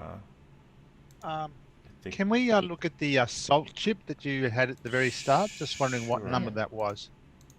I think that was. It's like it's near the beginning. I think it was one of the very first. It's right next to the pepper chip. Nope. Not that one. Before. One before that, I think, wasn't it? Oh, no, before that. Yeah. So which one did you say was a salt? Because it's not that big one that's next to the video chip. No, it's next to the blue cap. Yeah.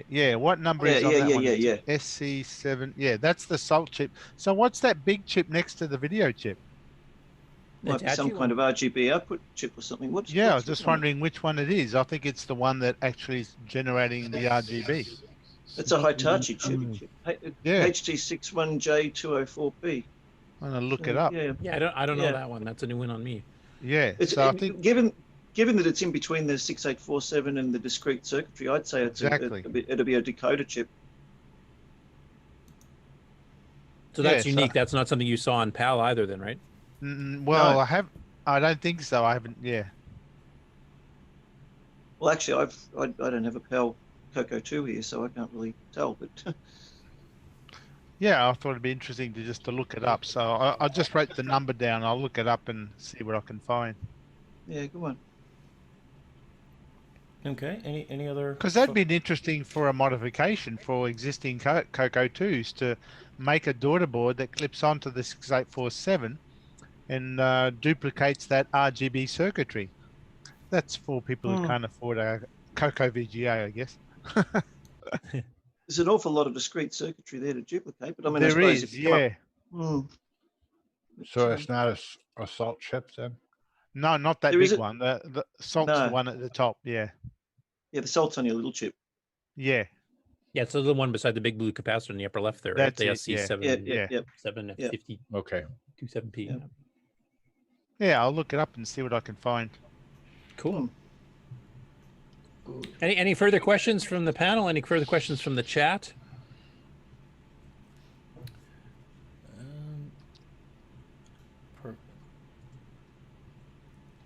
Yeah, I think we're.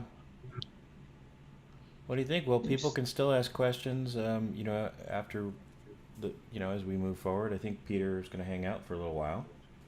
Yeah, and we've also posted the link to the actual photos, so if people want to, peruse them at their own leisure and zoom them up on huge screens and stuff, take a look. No RIFA chip on these. No what? RIFA chip. Let me get the show back. Oh, reefers on. are bad. Just ask the Apple people. Reefers are bad. Okay, hold on. We got the show back. And a big thank you to Peter for putting those pictures up, for making the original video that spawned this whole segment, and thanks for guesting on the show today. Well, thanks very much for having me, guys. That's what I'll say. And if you're interested in watching the video, it's out there on YouTube.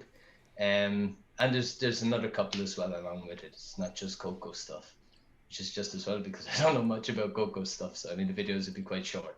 Well, we'll try to help rectify that situation anyway. But this isn't goodbye, by the way. Come back anytime. Yeah. And hang out with us. And stuff, Do you have Well, I'm going to hang out for the rest of the show anyway. I'll be here in the background. I'll be and join Discord if you want, and hang out with us. I'm there. He did. He's on Discord. Yeah. Oh, perfect. Peter, do you have an there SDC? Now, so I'm taking a little look around from time to time and gleaning what I can and excellent. See what's what. So, Ron, Yeah, we very cool. we did try to get we are trying to get Peter to buy an SDC, and I gave him my best pitch the other night.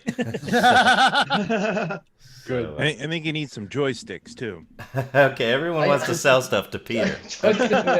I'm not selling any I can joysticks. do it, but no, I'll have a look and I'll see what I can do. I'm not, yeah, I'm the not making SDC any is the one I would promises. recommend, That's the because if you one want to hit the must have. software, that covers pretty well everything. So you don't have to find floppy drives and all that kind of stuff. You can totally get away with an SDC.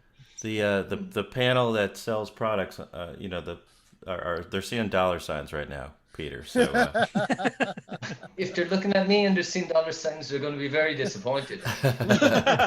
Why do we have commercials? What about Euro signs? Is that?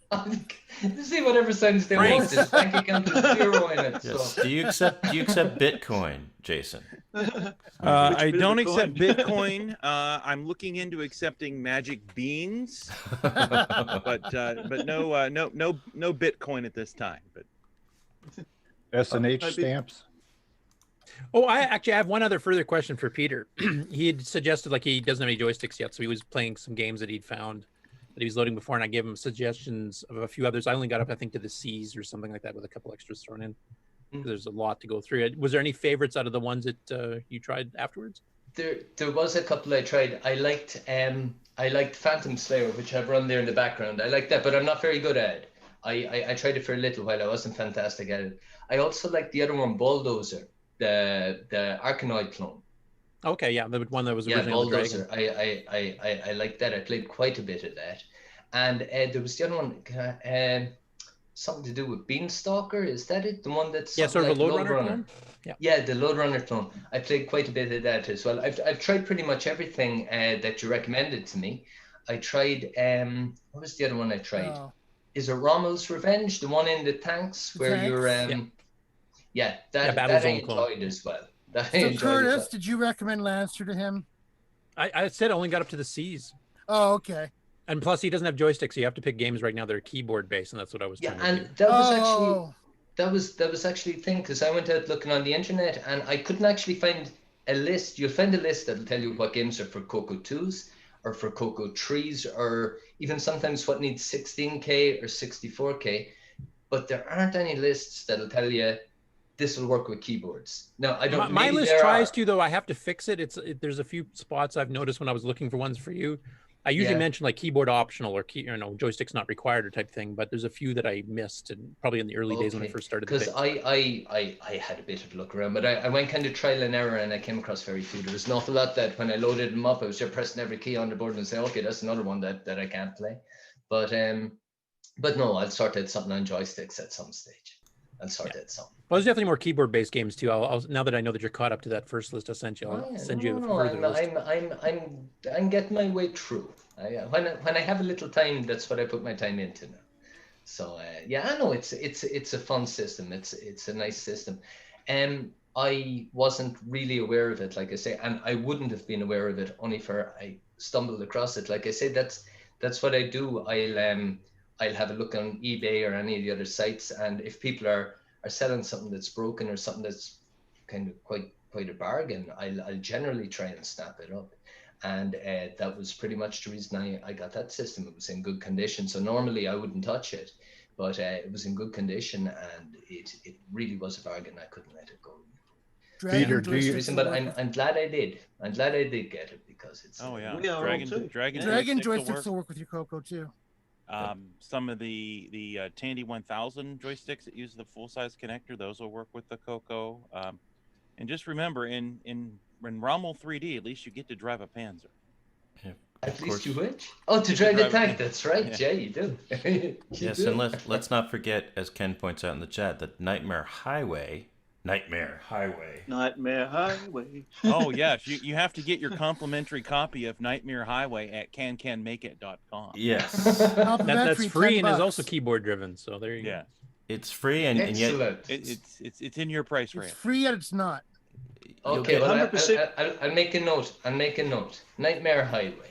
Okay. Peter, do you program much? Do I program much? Yeah. Hello World. Do you know that program? Yeah. Only one I can do. I'll bring out my cassette version of Hello World, but no, I don't. I did a little bit when I was younger, a small little bit. It interested me, but again, I didn't really have the time, I'll tell you, to put into it. And I need a program. I don't think I would have been great at it, I'll be honest, either, because I think you need to have quite a memory to be able to do it. I would imagine, if you're dealing with thousands of lines of code, you need to know what's where and what's where. I would imagine I can't really see me being all that great at it. So yeah, to be quite honest, I never really got into coding all that much. Anything I did do was in BASIC, and then it was very simple stuff. It was very, like converters for temperature, or currency converters, or what's your name, hello, whoever you are, that kind of kiddie stuff. That's more or less what I got into. What interested me greatly, and what I used to do when I didn't even have to, was DOS on the PCs back in the 90s, back in 92 and 93. Microsoft DOS 5 and 6. And I know it's not programming or anything, but I got a little bit into batch filey stuff and stuff. But again, that was about that's about as far as I ever really got into anything with any kind of a real keyboard and computer kind of feel, that kind of way. Yeah, no, to be completely honest, I never really went into programming all that much, and I don't think I would have been all that great at it, Just as hands up, I wouldn't have been great at it. Well, then you'd really appreciate the SDC, because it has all kinds of stuff that you can get. Yeah, I've actually, since you were talking about it there the other day when I was speaking to you, I watched a few videos on YouTube dealing with it, and I've seen how it functions. You can obviously see the advantage to it, and like I was saying there a while back, if you wanted to go the real route and get drives and all that kind of stuff, you're dealing with older hardware that's kind of unreliable, quite expensive, and even buying discs, they're hard to source now. You never know are they going to work reliably, and if you only get a handful of them, then you're going to be using them over and over and over again to try different stuff out, and eventually they're going to wear out. So the SDC card, in its own way, or the little cartridge, the SDC one, will pay for itself 100 times over. Oh yeah, I'm fully aware of that. No, I'm fully aware of it. And the other thing I liked about it was it's like using a real disk drive. So I see that when you plug it in, you've got all your images on the card, and they're stored out in a directory format. So you type your little dir and hyphen, and you go in. You can mount your image files onto different drives, so you don't actually have to swap images. You've got, I think it's 4 drives, is it, that'll emulate? and you can put an image on each drive, and then you can swap between. So no, I can definitely see the advantage of it. You can create you can also create blank disks, and you can, I mean, it's as good as having. It's actually better than having a real it's better. disk It's drive faster too than a floppy drive. So yeah, the thing is reliable. I mean, it's reliable. They also have the SCC Explorer. I don't know if you got into finding that yet, but that's a whole launching system. It's a menu-driven thing. It just pops up. If you set it up right, it'll actually pop up as soon as you turn the CoCo on. And then you just pick through the arrows or a joystick and just click and go. It's on my, that's the SDC Explorer. Yeah, I think I read that Curtis had recommended it to somebody in the Discord server, that it can be used with both keyboard and joystick, I believe, no? I'm sure I read about that. Yeah. So no, I have been looking into it. I have been looking into it, but like I say, funds are kind of low at the moment. Now, I'm not looking for anything. I'm not. Maybe for Christmas. Maybe for Christmas, I might treat myself. Hey Peter, I got a flat screen TV. If you're interested, got a lot of stuff I could sell you. So keep you posted. If you're giving it away. then you got to join the GameON Sky Score Challenge once you have your SDC. Who wants to make him a good deal on the Brooklyn Bridge? Well, depending what the game is, if it's keyboard operated, runs in a 64K CoCo 2, I mean, he could play it anyway. We'll just send him the cassette image for it. So, well, the only currency we really value here is participation, and thanks for the great conversation, Peter, and certainly feel like you can chime in at any other point during the show. We actually want to hear from other people who may not have had the CoCo experience in the past. So it's pretty fascinating to listen to you go through that. Get the fresh user perspective. Yeah, and if you want to just jump on the panel other times without being interrogated and having the whole panel try to sell you stuff, I think you should feel welcome to do so. Okay, well, look, I'm willing to do so. I'll put that. I'm willing to do so. I will from time to time if I may. So join any week you want. You can join on the YouTube chat if you're kind of busy and just want to keep us in the background, or you can join us right on the panel live. Or we're on Discord during the week. Yeah, no, it's something that I'll definitely be floating around from time to time, whether it's just watching on YouTube and throwing in insults through the chat, or we love seeing the community grow. I mean, we're just always happy to welcome new people in the community who are nice and have a good time with us. So we don't want you to get discouraged either. Yeah. After all, don't worry. And any questions you have for us, just feel free to ask. After all, we talked to Nick Morentes, so we'll talk to anybody. Well, we've made a few mistakes. We've got David Ladd on. Now we're stuck with him. Well, Nick. We've been talking a while. I feel like I think we need a commercial break before we switch over to David's is going to have to pee. I can sense it. He's giving me that look. I can see it. So his eyes are turning yellow. He's doing the dance.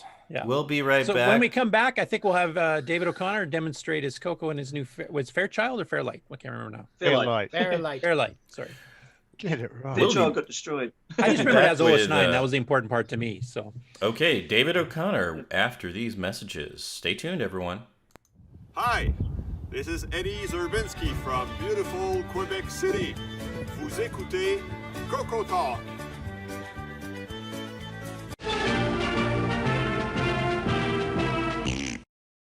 As you're enjoying CoCoTALK, we also want to remind you about the CoCo Discord server. This is a place where people come to connect, to ask questions, to provide answers, to share information, and to socialize. So when you're done, why don't you head on over to the CoCo Discord server and we'll continue the conversation there. The easy to remember link is discord.cocotalk.live. See you on Discord. CoCo123 is the Glenside Color Computer Club community newsletter that's been in publication since 1985. While the Rainbow magazine may be gone, it doesn't mean you still can't have a cool CoCo periodical. Head on over to the Glenside Color Computer website at glensideccc.com and then click on the Documents link to view all the past issues of the CoCo123 newsletter. Not only can you read all of the past and present issues, we'd also love to hear some submissions from you. So if you'd like to send an article, a column, something to talk about, maybe even a program listing, send an email to glensideccc@gmail.com. We'd love to hear from you.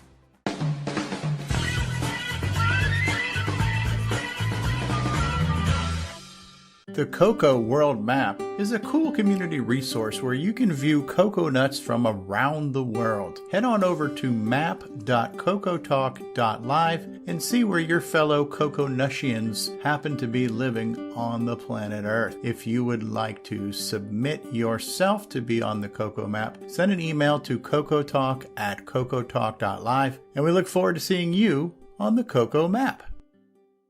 Hey guys, it's Stevie Stroh, and if you've been watching CoCo Talk for a while, hopefully you understand that everyone is welcome to join this show. You don't need an impressive resume to get on. You just need to enjoy the CoCo and be willing to talk about it. There is no wrong way to CoCo. There is no wrong way to be a fan of the CoCo. There's no wrong way to be on CoCo Talk. You just have to want to talk CoCo. So if you would like to join us, then reach out to us on our Discord server, which is discord.cocotalk.live, or send an email to cocotalk@cocotalk.live, and let's get you on the show and let's talk about the CoCo. Hi, I'm Tim, and you're watching CoCo Talk Live. And I'm playing Daggerath online like that idiot from the book. Can you dial back on the condescension there as you respond there? And we're back, everybody, and thanks for all the great conversation. We want to talk to a guy down under who's got a few pieces of equipment in his house, and I'll welcome David O'Connor to the show. And what are you going to show us today, David? Well, as some of you may have been following along, and at numerous times throughout different episodes or whatever, I've spoken about an Australian invention, which was pretty much the Rolls-Royce of musical instruments in the 80s, called the Fairlight CMI. The CMI stood for Computer Musical Instrument. And behind me right here, this box with this board hanging out the front, this is a fully working, custom-built Fairlight CMI Series 3. The Fairlight CMI, let's try that again. The Series 3 Fairlight, back in the day, would buy the money you'd spend on one of those would buy you a couple of small houses or a couple of large houses actually in Sydney. So they were hideously expensive, which mainly made them open to only big studios and well-known artists. But having said that, it was big studios and the well-known artists. They used them on everything. All the 80s hits Fairlight was all over them. Michael Jackson used it. Stevie Wonder used it. Peter Gabriel, Kate Bush, Pet Shop Boys, Art of Noise, you name it.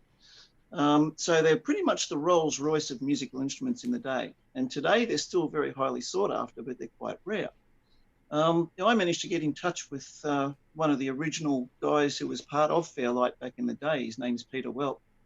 He's based in Sydney now. And he's restoring Fairlights. And he's got old stock that he got from Fairlight in the day. He worked as a product manager. He worked with Stevie Wonder. He worked with Peter Gabriel, Pet Shop Boys, Duran Duran, and some others as well. So yeah, Peter was looking for somebody who was familiar with the technology in these things. And I posted on. I've always wanted a Fairlight, but I thought there's no way known I'm going to be able to get my own Fairlight. Well, the tables have turned, and Peter was looking for a repair tech familiar with the technology, and I'm looking for a Fairlight. So we've come up with an agreement where he sent me down this rig here, which is his test rig, which is custom designed specifically for testing and repairing circuit boards. Yeah, I'm doing repairs for Peter in exchange for my own Fairlight system. So I have right here. This is one of the voice boards out of the Fairlight. You can see this one here has actually got the voice board plugged into it here on an extender card. But right here, you'll see if I can get that zoomed right up there. Right in the middle of that board, there is a 6809 CPU. Of course, I've got a pussycat in the background who wants to join in. these a fully expanded Fairlight has 8 of these boards in it, and a couple of other boards. So it's no less than 10 6809s with the others. The main CPUs in the Series 3 are 68000s. There's 2 of those, and as I was discussing with Curtis earlier on, the operating system is OS 9, or a variation. It's OS 9, OSK, I think we were saying, for the 68. Yeah, most likely that or OS 9000. I'm not sure which one. I can't tell from that one boot screen you showed me. So yeah, I've got all the documentation here, obviously, because I'm doing all the repairs and all the rest of it. So I'll go through and I'll find out those details. Did the early Series 1 Fairlights actually have OS 9 for the 6809? That's good. The original, the first Fairlight, because the Fairlight was originally developed in the late 70s, ran a 6800 processor. And then I think the Series 2 and the 2X. The 2X is the classic one with the light pen and the trapezoidal screen and all the rest of it. That ran 6809 processors for everything, the main CPU and the sound cards. And then when the Series 3 came out, they upgraded to 68000, but they kept the 6809s on all the other boards. So I'm not sure what the operating systems were on the earlier ones. I'll have to find out. I think the 2X was also OS 9. So anyway, what I've got here, to keep this on topic, aside from the 6809s, this is my CoCo. I've nicknamed it my CoCo 4. It's really a CoCo 4. It's a Model 4 with a CoCo 3, which I'm in the process of transplanting. Some of you have seen on other episodes, I've got here the second sound DACO 160 audio to MIDI, audio to synth, which basically converts audio signals to synth and control voltage and MIDI and all the rest of it. I've demoed that on segments before. So what I figured I'd do, connect up my CoCo to the DACO and then plug that in via MIDI into the Fairlight and get the CoCo to play the Fairlight.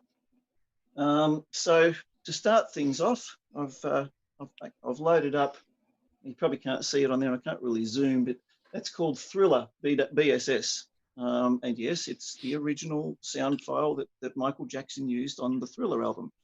And in particular, the intro to Beat It.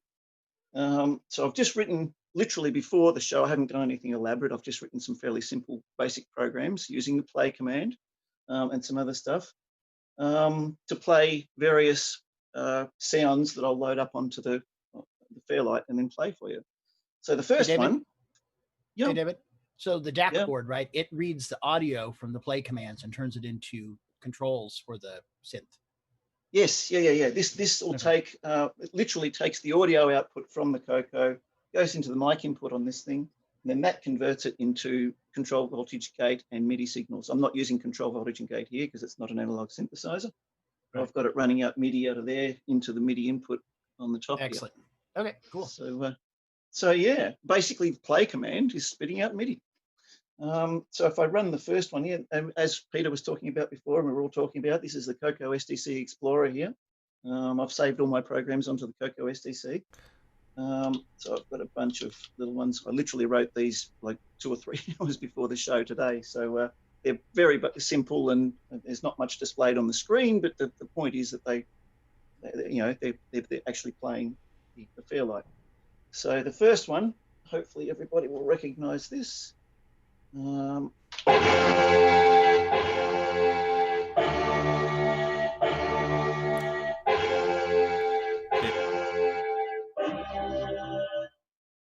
and then we get the so definitely won't get a ding for that. No, I hope not. Anyway, if I press break there and just lift that program, probably not going to be able to see that. It's a bit. Anyway, it's basically just a CLS, a poke statement, a string that I've used for the play command, and that's a couple of other little things, and that's pretty much it.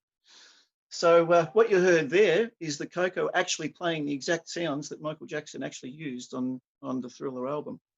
So that's the first one. This particular Fairlight has had a couple of upgrades, a couple of custom things. This little board here basically takes a USB signal and converts it to a standard a Fairlight 9-pin keyboard connector. So I can run a modern PC keyboard on it, which I've got right here. It's Ron Delvo, you'll recognize that one. It's a wireless keyboard that if Ron's not back in the loo, I don't know. That's a wireless keyboard that I've got there, and I can literally, cycle through that there, and I'm changing things on the Fairlight. So if I go across here, this is a sound that's been used to death. Everybody knows this sound. It's called Orchestra 5 or ORCH5, ORC5. And it's a very, very, very famous sound. I'll just load that into Fairlight right now and get back into my directory. And I have load IMPOSS. Loading the program. Now, I do not think that Mission Impossible used this actual sound. In fact, I know it didn't, but why not? I was just looking for something that would demo this sound. Everyone will know this sound too when I run this.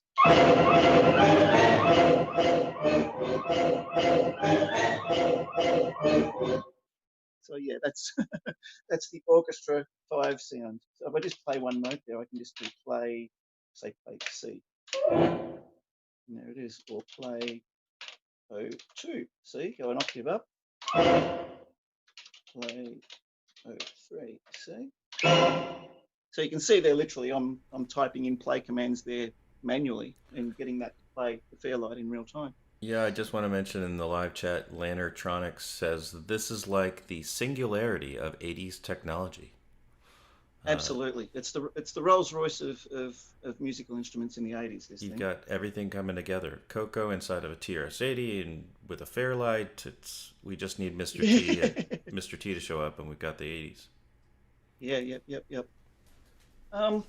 That's the I've got the 2X and the Series 3 libraries here, so there's a ton of sounds in here. Obviously, we haven't got time to go through them all, so I'm just picking some ones that everybody will be familiar with. So those two were from the 2X library, which is the series before this one.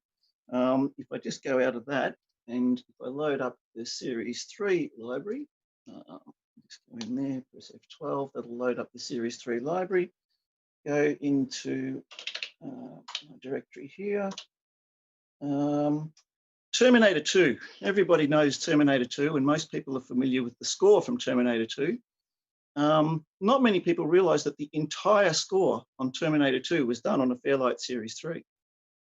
So I actually have the sounds here from the Terminator movie that they used. David, Robert Murphy in the chat was saying that Aliens was also used a Fairlight. That wouldn't surprise me. Yeah, I don't know the details of that, but wouldn't surprise me in the slightest. I just go in here and, oh, wait a minute, I've gone too far, I think. Go back. I want to load up, Brass Fall 12. This sound is a sound that was used, I think it was used when the T1000 was dropped into the no, that might have been later on. It's this sound anyway. Brass Fall 12. Have I loaded that? Yeah, I've loaded that. If I load T2, good name for it. If I just play that normally, it's a brass sound. It's just a normal brass sample of a brass instrument. A series of brass instruments. So if I play that, O3, say play a C, you'll hear it. That's like a brass. Doesn't sound anything like anything that was used in the Terminator score. But if you take it right down a few octaves, right down low, it has this unique character. And if I run this,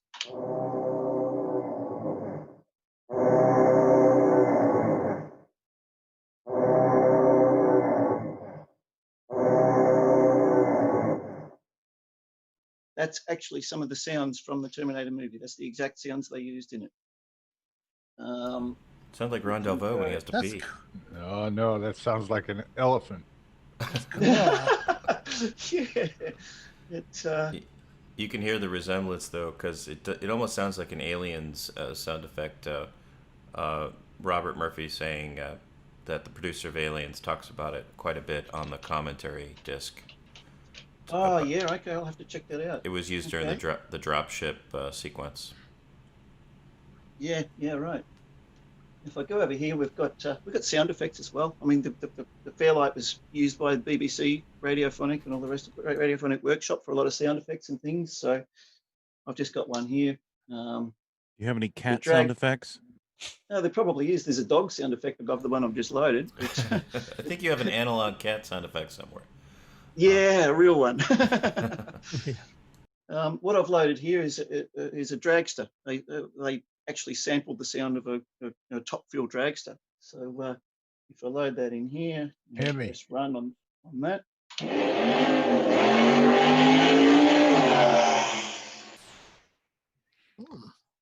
That's pretty good. Yeah. How much RAM is on each of those boards that you just showed us? There's not much. The voice cards themselves don't contain the main system RAM. That's on separate boards. This particular system isn't fully expanded with RAM. It's got 8 megabytes of RAM, but I think they had 32 megabyte cards for the that you could expand it up to. Right. This one being a custom system, which is designed specifically for repairing voice cards and everything, it isn't fully expanded with all the extra outputs. The fully expanded one's got 16 audio outputs. This one's just got 2 audio outputs. But the system I'm going to be building up in exchange for the repairs here will be a fully expanded system. And directory here. Actually, just go into my. What's the unit on top? The unit on top, that's my audio interfaces and a mic preamp, and this is the Sound Devices 744T field recorder. I'm actually using that to take the sound from that into my speakers. So that's what's basically audio interface. So if I just go in here. So this machine must have a big power supply, huh? It's this that the originals had a massive power supply in them. This one has been redesigned with a modern computer power supply. Literally an ATX modified power supply, plus or minus 12 volt rails and plus 5 volt rail. And a couple of other mods too. It needs a 20 volt rail as well. So it's been modified to do that. Yeah, if I go into, it's actually particularly good at doing percussion sounds as well. I'll just load up this Darbuka sound. So if I do load FL. Lantertronic says you need a synclavier. Yeah. The synclavier and the Fairlight were the two Rolls Royces. But this one was probably the one that's more well known, even though they were, and it's an Australian invention too, the Fairlight. Huh. So I've loaded. Have I loaded that? No, I haven't loaded that yet. Let's load that Darbuka. Load that one in. I've loaded the program to play it. So the CoCo here is literally playing once again individual notes, which are then mapped. MIDI mapped into individual drum samples. So I've got one sound loaded in here, which has got a whole ton of different samples of a single instrument. If I run that, what we'll hear here is some percussion played by the CoCo.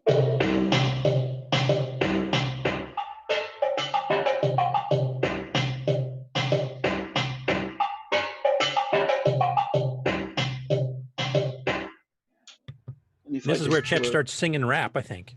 If I do play C, for example, that's one note. Play G.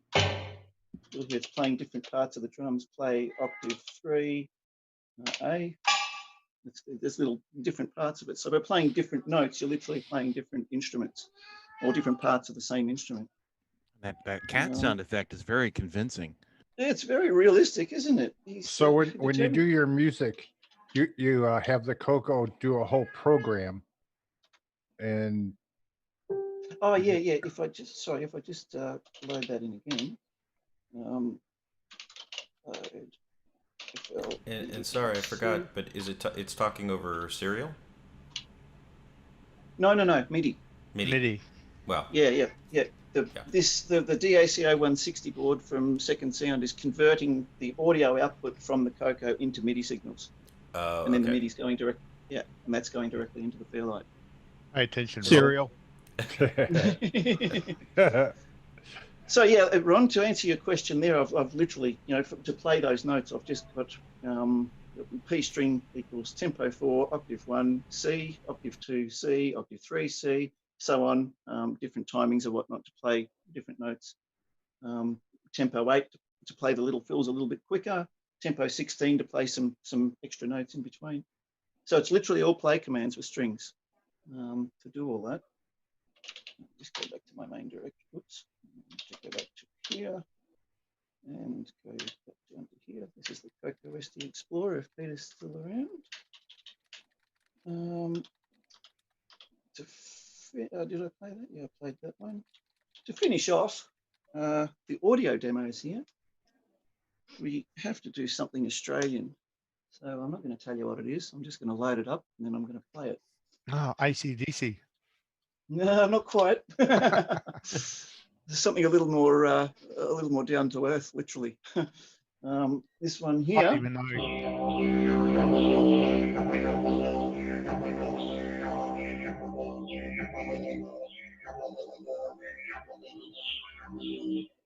It sounds like a Jason Reichert Coco Man ad. That's what that sounds like. Yeah, I think that vacuum cleaner sounds like it's clogged. It's a long Pussycat's fart. gotten into it. Actually, there is a sound of a fart in this one. Yeah, let's get to that. Let's go ahead and class the show up with that. That sounds. We had great. TJ Chris in the live chat had a fart detector, a famous. Oh, yeah, that's right. Yeah, so you could actually create the fart sound effects. Yeah, I think that's actually in the 2X library, which I didn't. I've got the dog sound effect. It's a big bomb threat. That what Ken Reichert is saying, referencing his So song. is there a didgeridoo or one of those?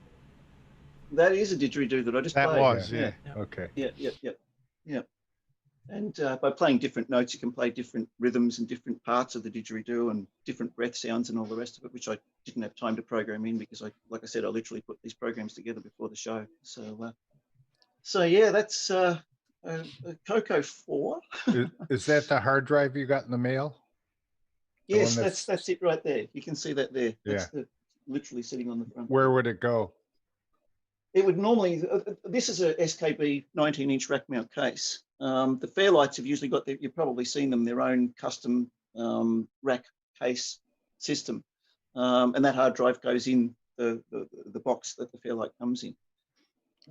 So yeah, what we, if I go, actually, if we just load that didgeridoo sound again. So it's very, very cool. And I'm interested to see what other details you got about the underlying operating system stuff there. Because of course I've used some industrial OS 9 stuff on presses and stuff in the past too. And this kind of like looks like a musical application of the same thing. So it'd be interesting to see what you're running inside there software wise. Yeah, like I said, I've got all the documentation. I've got the original service manuals and the original user manuals and all the documentation. Peter's basically sent me everything for it, all the libraries, all Peter Gabriel's libraries. I've got all of that stuff as well, Pet Shop Boys stuff.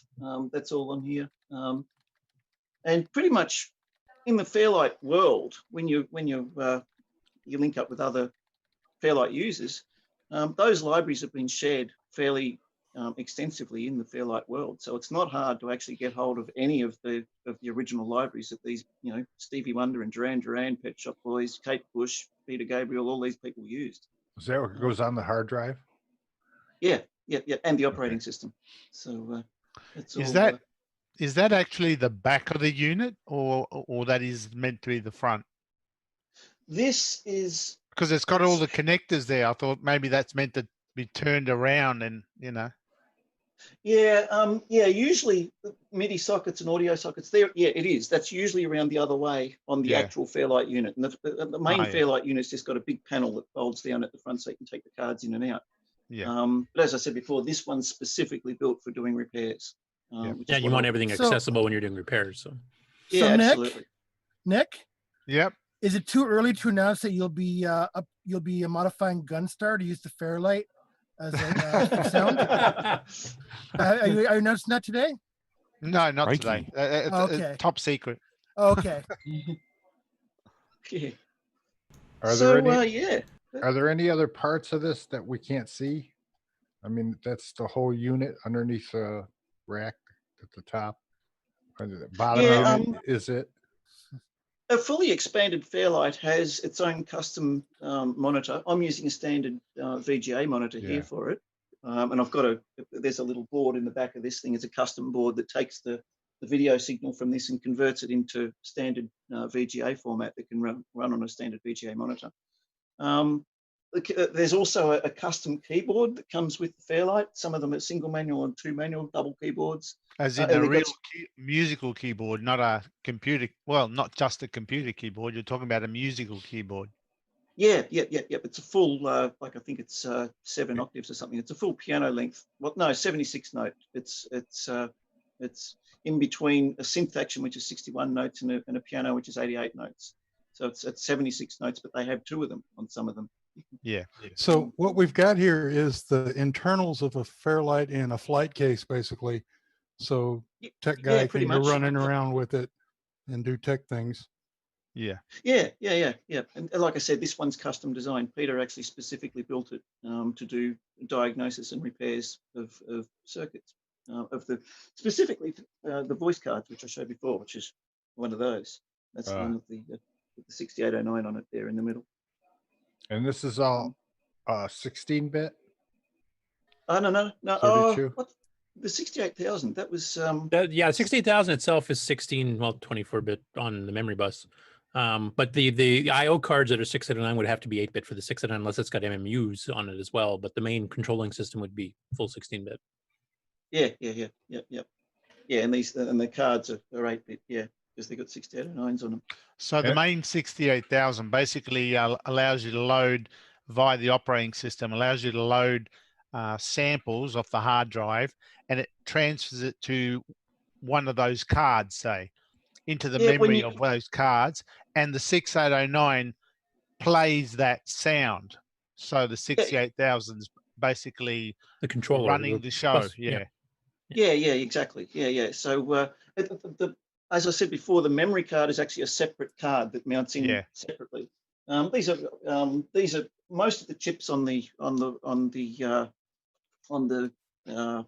these cards.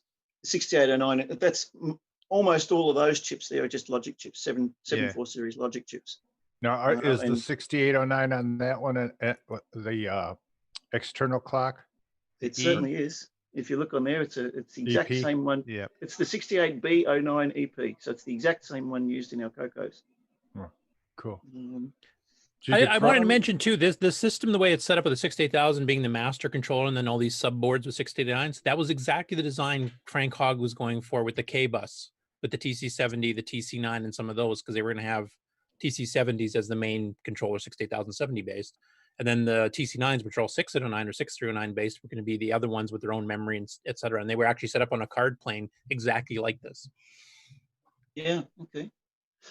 What I've just brought up here, obviously this is a sampler, so you could record samples into it as well. Then you can modify the samples. It's a synthesizer as well, so you can create sounds from scratch internally as well, even if you don't have a sample.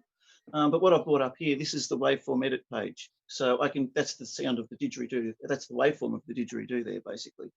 Tells you sample rate. Sound. It's 44.1K, so it's full CD quality on the Series 3. Tells you whether it's stereo or mono, what channels you've got. As you were saying before, Nick, with each individual card here with the 6809 on it, that can control 2 voices or 2 channels. So I've got 2 channels here of output, so stereo output. Each card? Yeah. All right. So if you have 4 cards, you effectively have 8 voices. Yeah, so a fully expanded. Yeah, a fully expanded system has 8 of those cards, so it's got 16 voices. Okay, yeah. Yeah. So if I play a chord on the keyboard and I play 3 notes on it, 2 of the notes will be on one card, and then the next note will be on the other card. If I play a complex jazz chord and then bass in the thing, it'll start to fill up more of the cards as you play more notes. Well, 16 makes sense because that's what MIDI does, has 16 channels. Yeah, exactly. Yep.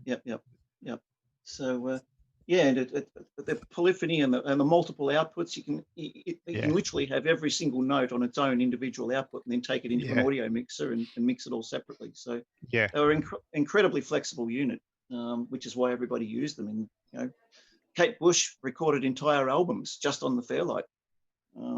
I think. And really, modern keyboards and synthesizers and computers have basically taken that idea and now it's all integrated in within chips and stuff of modern keyboards and stuff.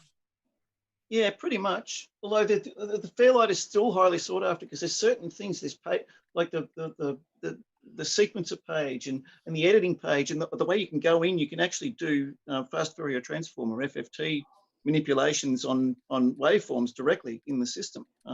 Right. And that's stuff that's even by today's standards is still a fairly advanced synthesis, because this thing was doing it in the 80s and still does it.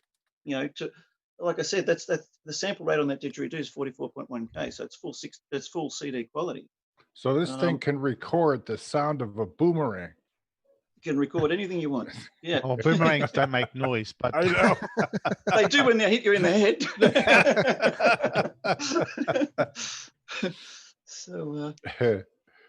So yeah, if I'll just get back to it. That's really cool. I have to say I'm impressed with the sounds you're getting out of that, and the fact that it's running OS 9 is a bonus for me, of course, because I'm an OS 9 nut. Yeah. Cool. Yep. So yeah, Key term being OS 9 nut. Oh, you picked up on that, did you? Maybe you should contact Motorola and tell them what you're doing. Yeah. See if I could find that.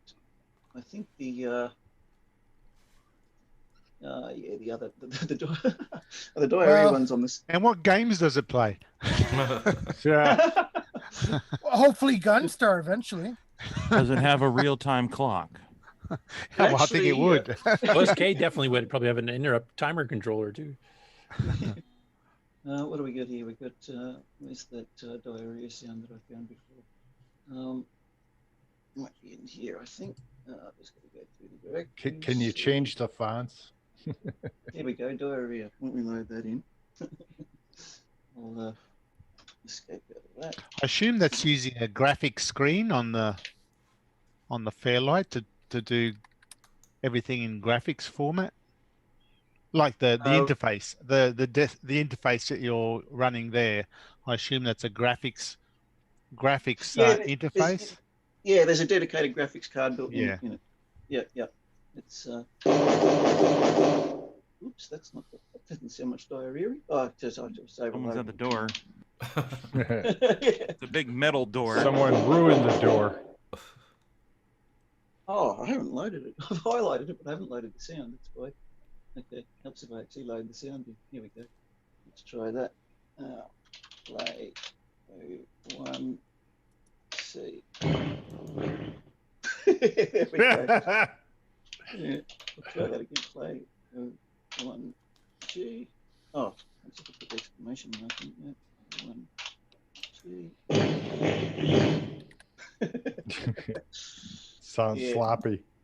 Yeah, very sloppy. And do we want some cowbells? More cowbell. Everybody needs more cowbell. All right, let's see if we can get a cowbell coming up here. Play. I have a fever. Oh, that's a low cowbell. Play 03, see? There's a cowbell. Oh, lay? No, we don't want to lay. We want to play. Let's go CD. Let's go musical cowbells.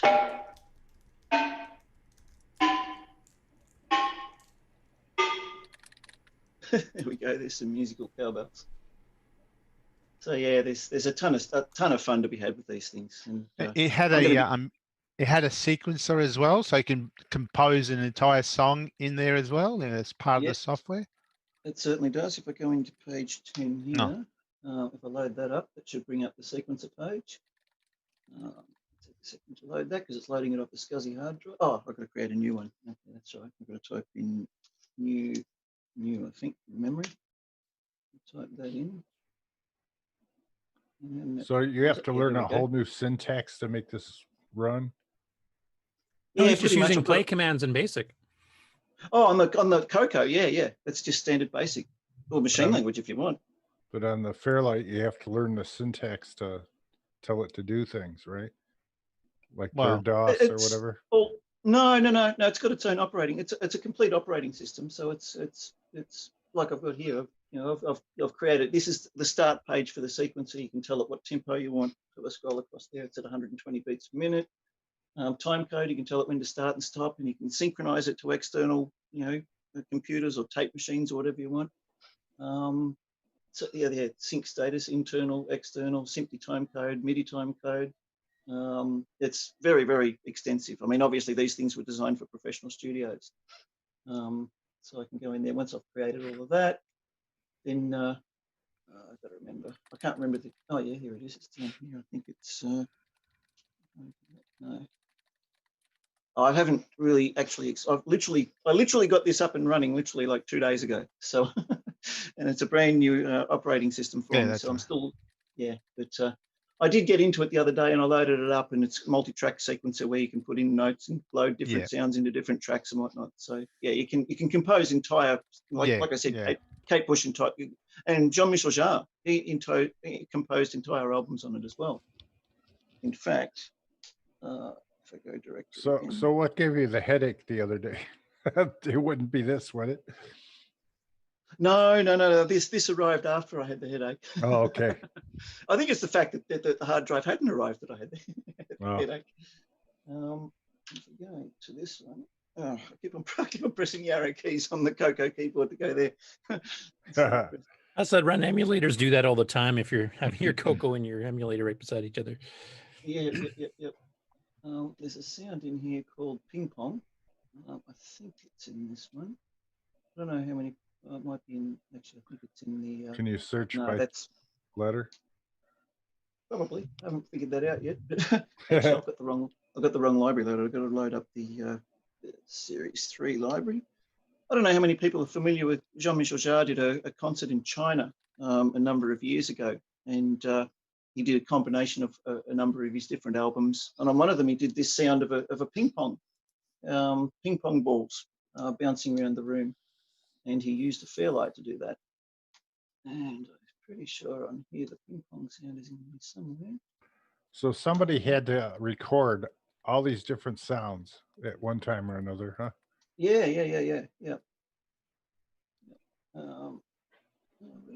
Yeah, and you can record your own too as you go too, so you can create new sounds.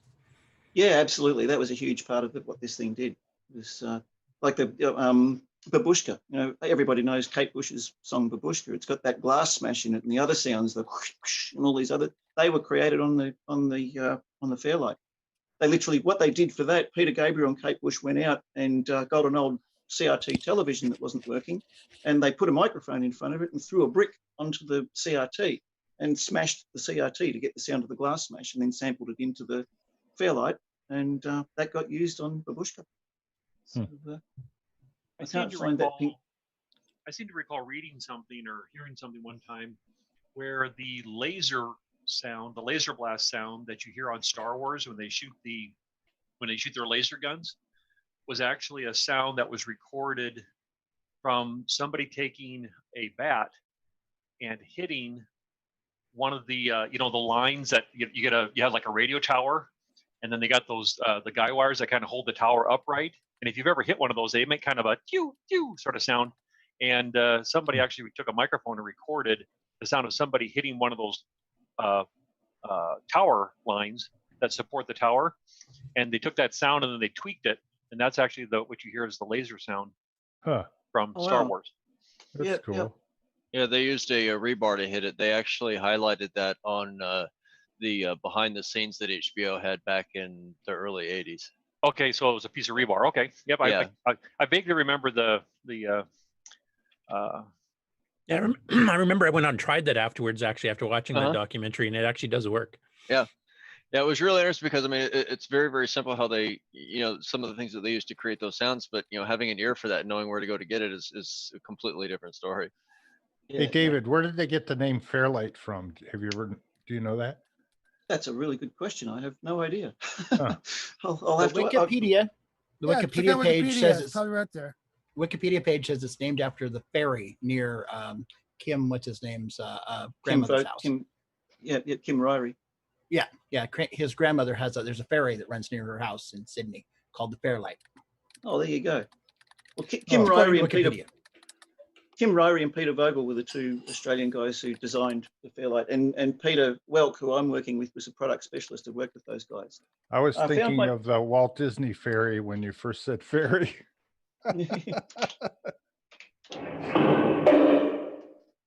I found the ping pong sound. Let's see if I can get that to play properly now. Play tempo 1, octave 2. I think it's about a C or something like that. We should get a nice little ping pong sound. Oh, another octave up.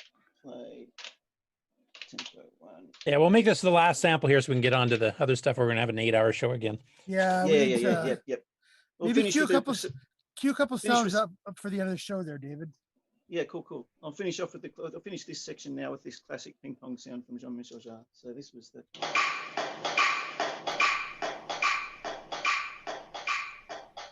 That's looped. He did some more fancy stuff with it, which I haven't done here.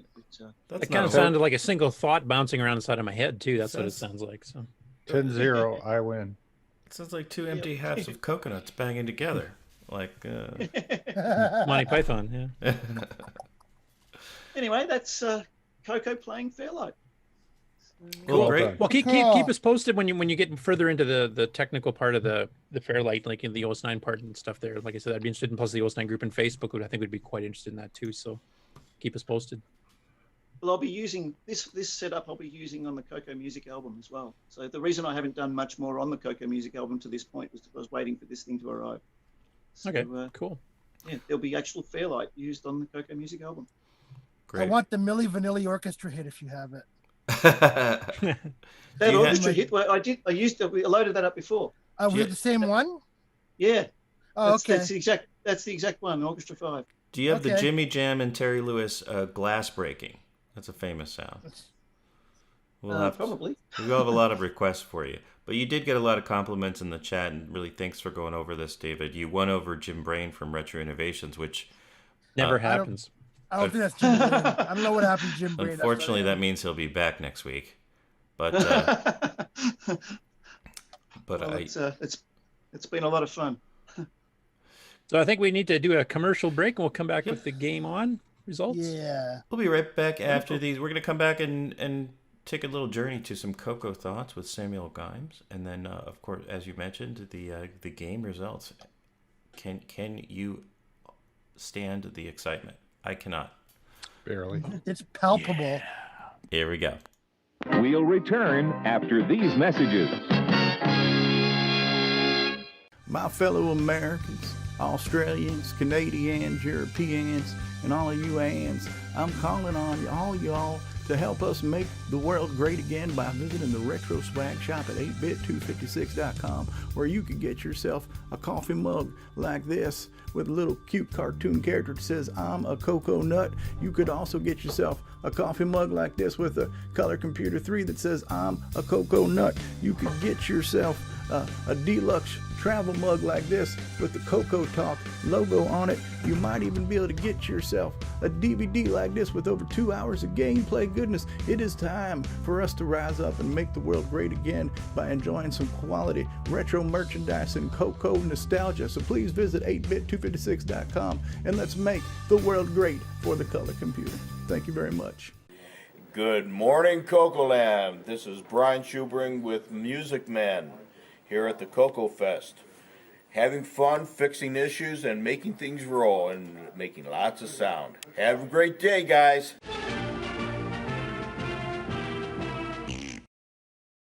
Baby, there's something I need to talk to you about. Remember when we first met?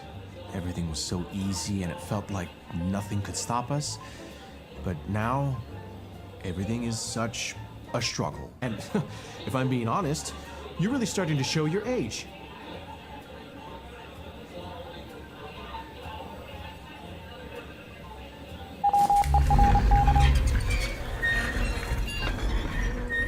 Can I get the check, please?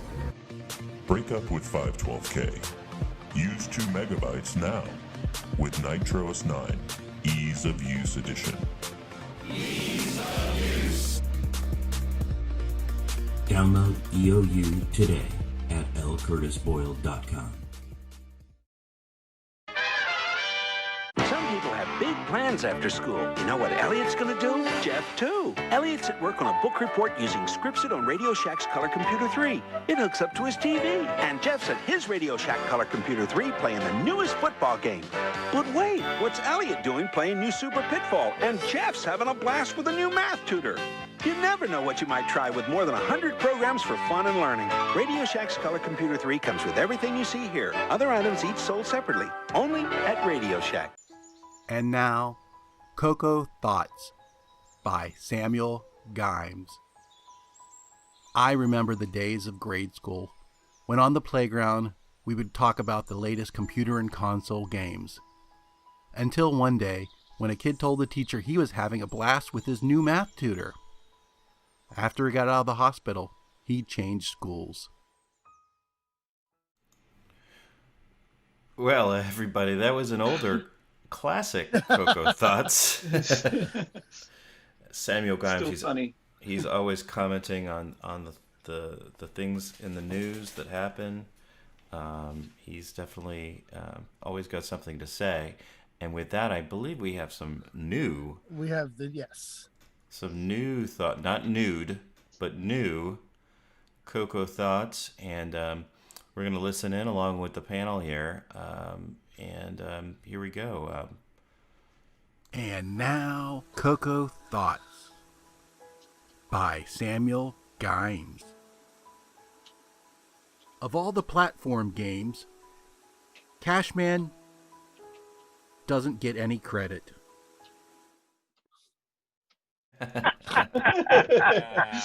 Cash only, buddy. I believe that's technically called a groaner. That was very punny. Indeed. Wah, wah, wah. Absolutely. And Stevie Stroh has joined the Well, panel. I do have a question for Ron Delvaux. Yes. Uh-oh. Ron, what did you think of the singing in this week's CoCo Thoughts?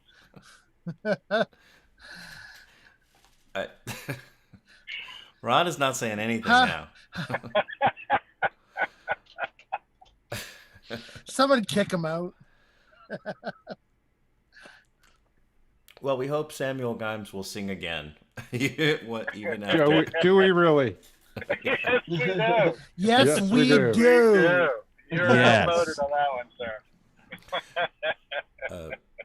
Well, Stevie, we're about to go to the highly anticipated high score game results. Do you have anything you wanted to talk about before that, or can we go right into that? Is, from what I can tell, that is everyone's favorite segment of the show.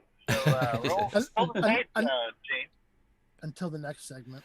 All right. Are you ready? Are you ready? I am. All right. Yes. Here we go.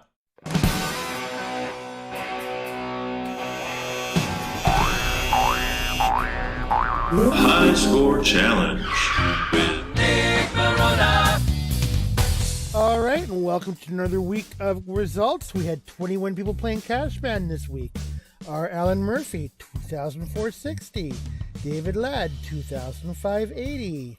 Mark Bosley, 2,740. Tim Halloran, 3,430. Mr. Dave 6309, 3,880. Damon Beals, 4,190. Joshua, 4,220. David Croker, 4,610. Canadian Retro Things, 5,500. Tandy Color Computer 3, 5,730. Cat Lord, 5,800. L. Curtis Boyle, 6,060. Coco Man, 6,110. OG Stevie Stroh, 6,400. Frodo, 6,450. Tom C, 6,830. Jim Rye, 7,080. Tasman, 8,330. Buck Owens, 9,800. Me, 11,230.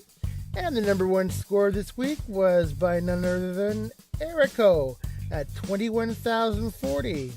Thank you again to all of this week's participants.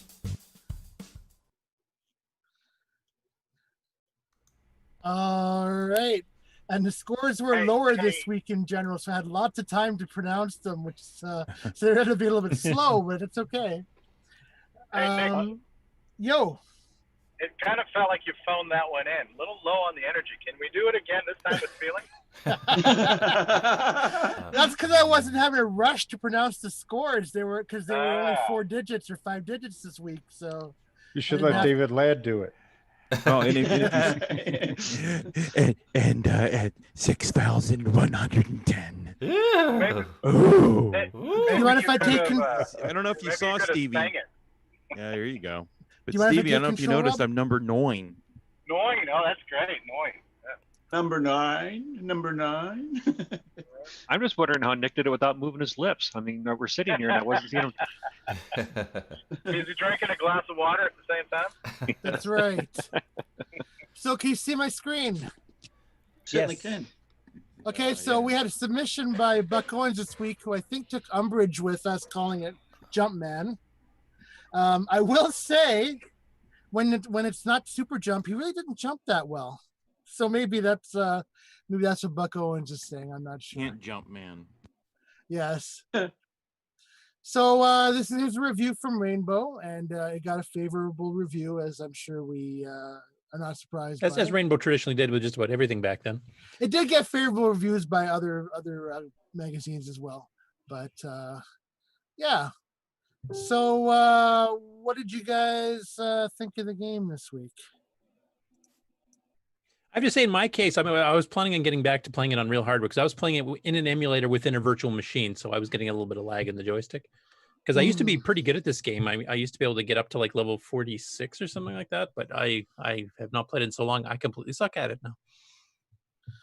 So there was some debate as to whether it took, because with the analog joystick, if it took into account more than just the 45-degree position of the stick when it came to jumping off the ladder or not. Like whether, you know what I mean? What I'm trying to say? Yeah, whether it's a switch-based style reading of the joystick.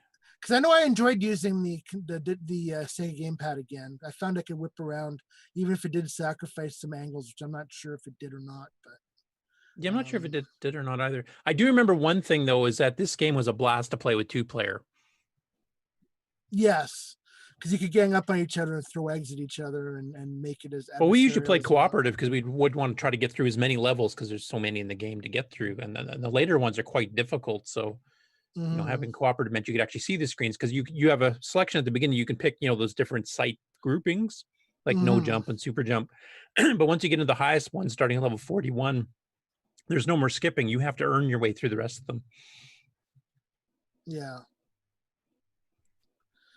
So yeah, this game is. I mean, the only enemies were the cats. Everything else was. I mean, the birds would pick you up, and then there was like zappers on the floor that seemed to attract me all the time.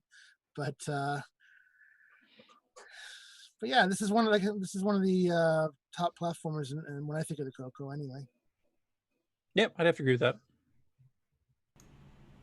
Yeah, so. I enjoyed it.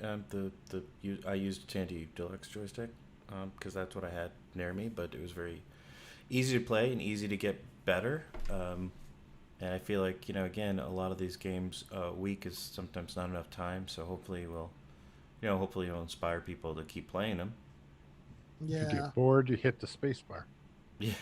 Yeah. Speaking of space bar, that was one thing that was kind of fun. If you hit the space bar, it puts it into P mode 3 mode. So people were having fun playing with the palettes this week as well and giving it custom looks. So, and it helps for those people that are running SCART CoCos like Peter, for example, or PALs, that you actually would have a color version of it rather than just black and white. Yeah. So yeah, this is a good game. I don't know if we have a whole lot to say about it, but it seemed to me people had fun with it. And do we have a drum roll for the next game? Hold on, hold on a sec. 10 lives. That was all you got, and you didn't earn any more. And that was so that was it. Basically, see how far you can get.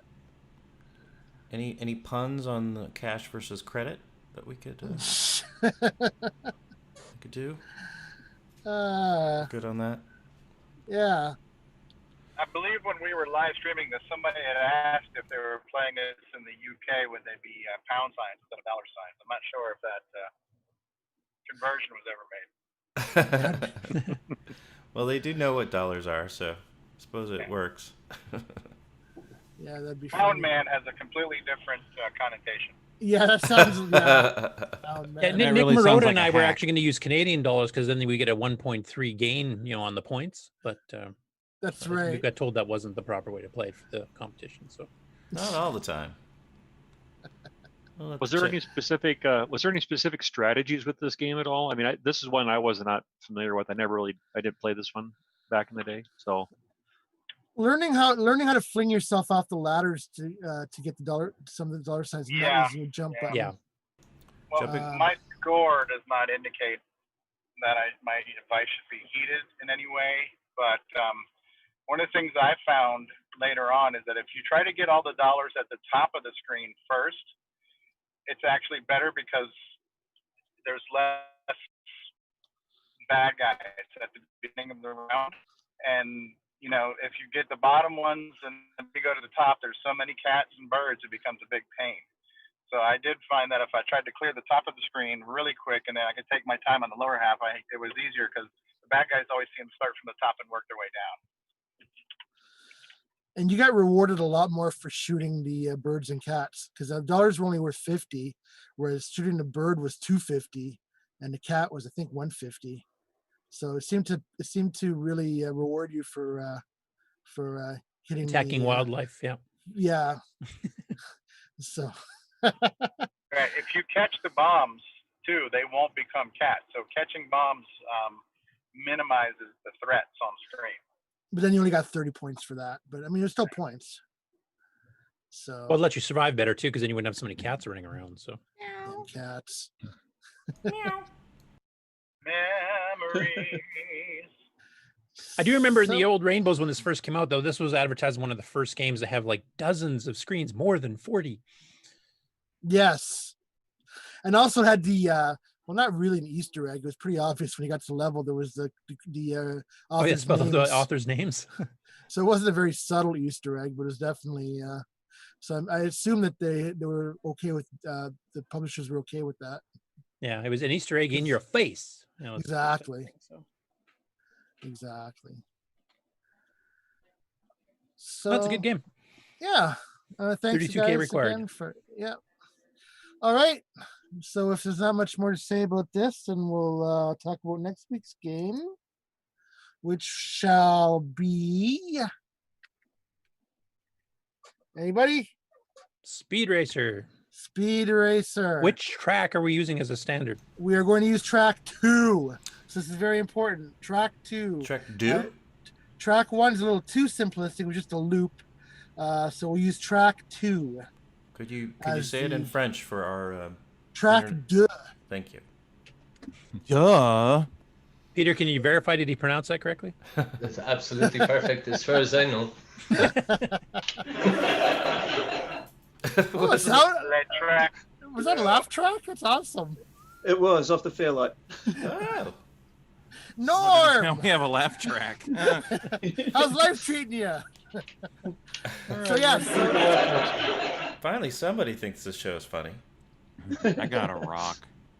Here's something funny. Steve Strobridge's picture is made by an MC-10. Well. All right. So anyway, before the show goes fantastic completely off machine, the that rails, MC-10. Yeah, here we go. next week's Go ahead, Nick. Sorry. Next week's game, SPEEDRACER Track 2, and we'll see you on the other side. Thanks a lot, guys, for continuing to support this segment. All right, and Curtis, do we want to take another break and come back with news, or you want to go straight into? Can I make a prediction? Sure. I'm going to predict that Samuel Gimes is going to have a catchy tune that sounds something like "Go Speed Racer, Go." Well, we'll have to see. I feel like you're trying to bait Samuel Gimes. Yeah. I would never do that. I just want to make sure that I can really please Ron Delvaux because he is a great Well, as you know, Ron got to start as a judge on American Idol. So That's right. Get the hook. Remember that Gong Show?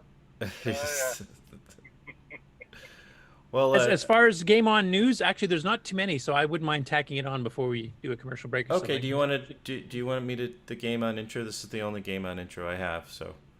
Yeah, sure. Sure, why not? Get ready for GameON. We were talking about games because we like them, and Curtis knows a lot about them.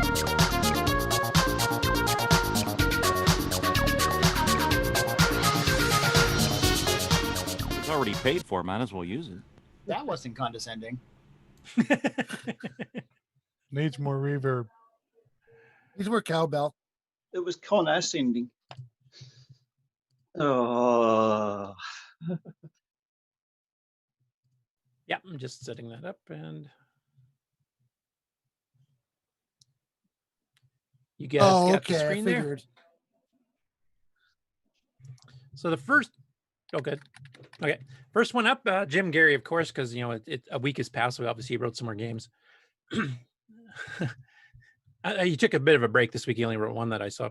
Actually, didn't. That's not true. He did some slight modifications to one of his previous ones, which I didn't bother putting in because it was a very minor modification. So anyway, in this case here, this is actually like classic computer times 2. So we got the MC10 that he writes his stuff for, and as you can see in the remarks in the bottom, this is a conversion of the little brick out that Steve Wozniak wrote in the integer basic that Steve wrote for the Apple II before AppleSoft Basic came out, which was made by Microsoft, which added high res and floating point. So this is the original cassette-based basic that the Apple II had back in like '77. And one of the demo programs they gave with it was Steve Wozniak's little bust-out game. So he actually converted it over to the CoCo side of things, which I thought was pretty cool because that's even more retro than the MC10 or the CoCo itself. So check out that paddle action. Yeah, the physics of how that thing reflects, I'm not too sure on, but I think it's been improved since. Mark, since you're actually an Apple II guy, do you have any comments on the original Woz breakout that this is based on? Well, not really. I mean, you know, Woz liked video games, and that's one of the things you want to do was his own color and sound, just like this, little bips and boops, the paddle. So yeah, it's very cool. I think it's been around since what, 77. So I mean, yeah, you know, it's a very classic game you could run at home for those lucky people who had an Apple II. Yeah, so that was pretty cool. I like that. It was double retro. So you play this until there's no balls left, correct? Yeah, and then it refills up again. Then it refills again. Yeah. Next up, Chet, who's actually on the panel today, has released the first public beta of Digger 3. It does have a couple minor known bugs that we've been working on. I think it only has the first 10 levels, and has hard mode disabled. And I know I've seen some comments on the Amigos. Some of the Amigos viewers have mentioned that maybe you shouldn't rename the levels to be normal and hard because easy isn't really descriptive, as they put it. That's what actually playing the game is. But anyway, for the people that have watched us, you know, doing various demos or watching some of the Chet's videos when he's done some live testing and stuff here, there's an actual playable version with the first 10 levels. Now, Chet, are the first 10 levels cemented in at this point, or are you still doing tweaks to those as well? There's been, you know, a couple of minor tweaks, but nothing major, mostly performance stuff and, you know, tweaks for the AI. But I mean, we're pretty much code complete now. I mean, it's I made a few tweaks this morning and finishing up the final level, and then it's all the final testing, the full playthrough, and the performance testing, and that's it. We're done. Cool. And you're going for 40 levels? No, not 37 like I think you originally planned? Actually, it's changed, but I'm not going to say how many there are. Oh, okay. Yes. So 11. It's actually changed, so nobody knows now. It'll be somewhere between 20 and 50. Okay. Anyway, for any of those of you who've been watching with bated breath as we've been showing demo videos and stuff here, you actually have a playable demo you can try now with the first 10 levels, basically as they're going to appear in the final game. Yes. And 512K CoCo 3 required, does not require 6309. Features 4-way scrolling, parallax scrolling, digitized sound effects. It's an awesome game. Just go grab it. Keyboard too if you don't have a joystick. CoCo 3 obviously required, or a CoCo 3 emulator. And I'm sure Chet will keep us posted. Yes, I'll be out in the next couple of weeks. Cool. Looking forward to it, so I can get frustrated and pull my hair out. Oh yes. Next up, Paul Thayer now has Timberman available for paid download at itch.io. And this here is the official announcement he did on Facebook, mentioning that it's out. And here's the actual screen splash on itch.io itself. So it has some screenshots and some details about the game. For $5, you get the game itself as a digital download. You also get a full color PDF of the manual. Is Paul still on the call? Because if he wants to do any comments on that, he can. I have a question. Yep. if I'd like to get a black and white PDF, could I save 50 cents on that? I think you have to take it down to your nearest Kinko's and get them to print it out on a black and white printer. Paul Thayer is on the panel. Paul, any comments on your experience with itch.io so far? He loved it. I think he was talking, but it was very faint. It was much better than Cats. Well, I think we posted the link in the chat, and it's a big community for independent game developers. They have all sorts of both traditional type of Windows, Mac games, but they also have these fantasy consoles, which basically mimic the old style graphics and kind of people develop for. And then the Commodore 64 community is very active on itch.io. So we've got Paul Thayer on there as developer, as well as Erico as well on itch.io. So hopefully it'll be another destination that the CoCo community can invade and take over, like Discord. Or YouTube, like right now. Mm-hmm. Next up, Paul Shoemaker. Just after he released his solo poker game, which is a conversion from CoCo 2 to CoCo 3 with some really nice graphics, he comes up with this.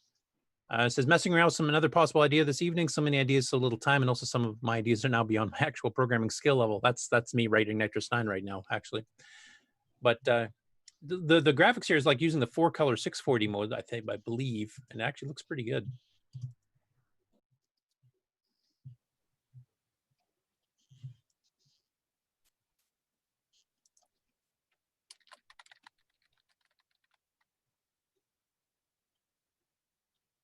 So I'm interested in what kind of a game he's going to come out with this here.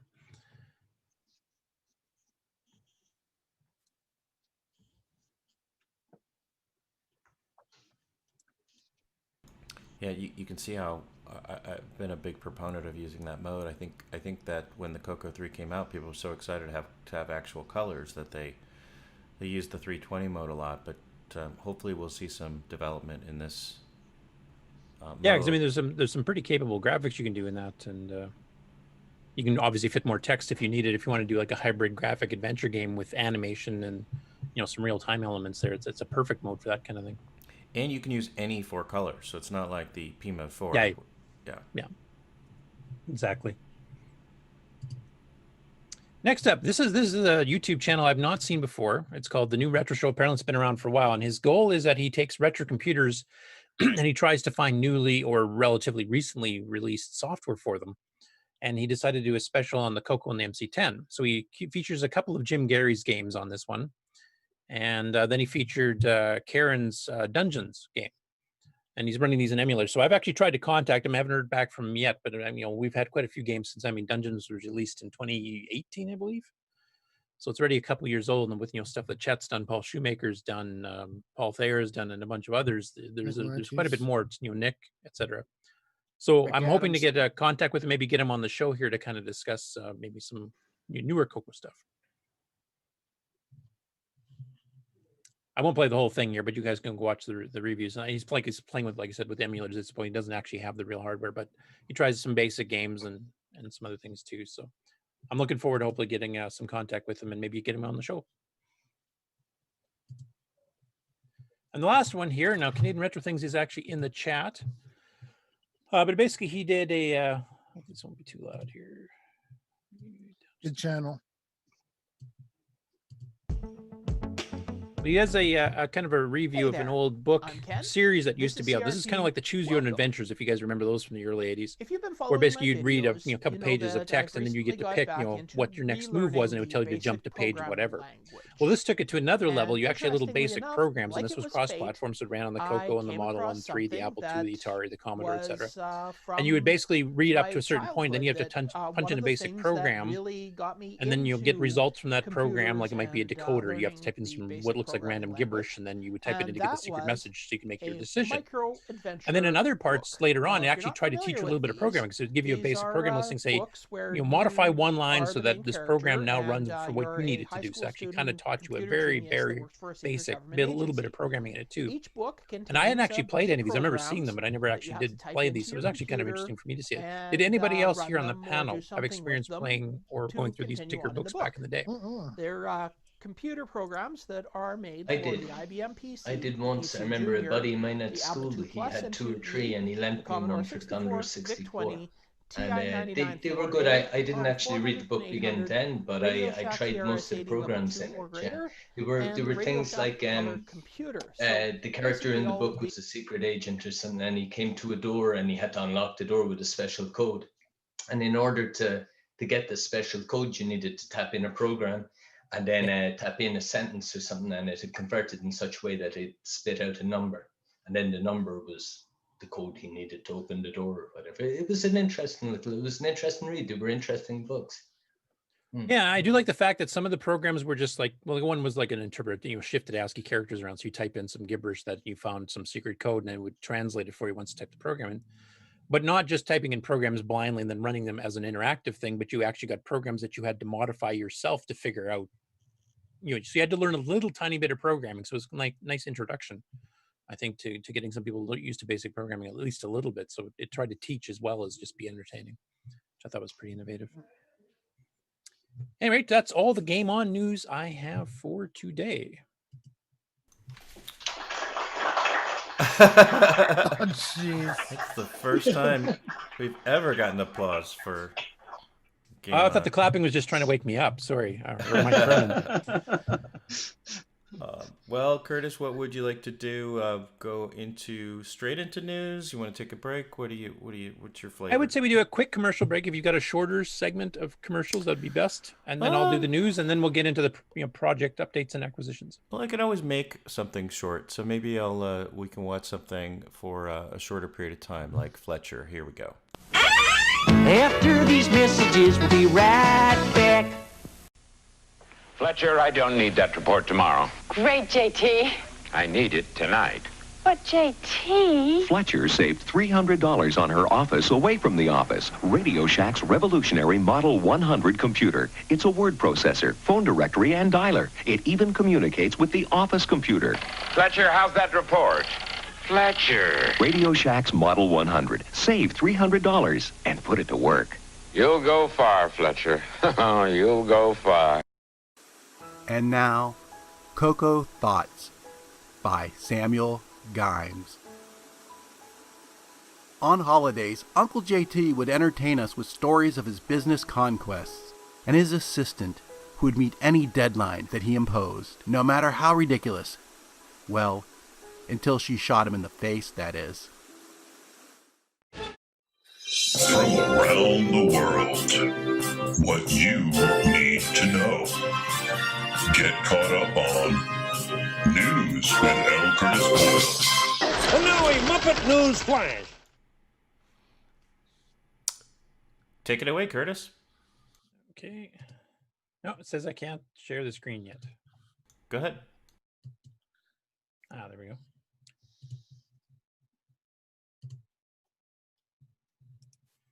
Okay, so first up in the news, we've got Chibi Akumis, who actually has been doing a series of stuff on the 6809 recently. So we did lesson 4 on the general 6809. He's also covering specific 6809 machines too.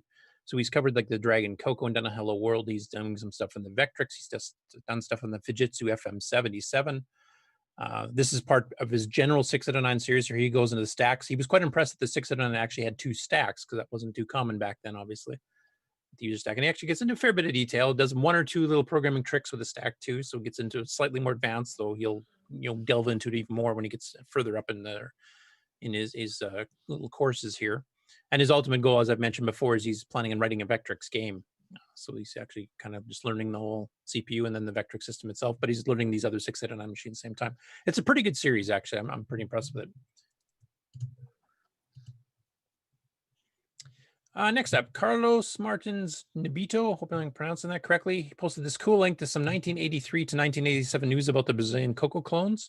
Now, it's written in Portuguese, as you can say here. So if Mark posts a link for it, you can actually Google translate this sucker, and then it becomes in English for us.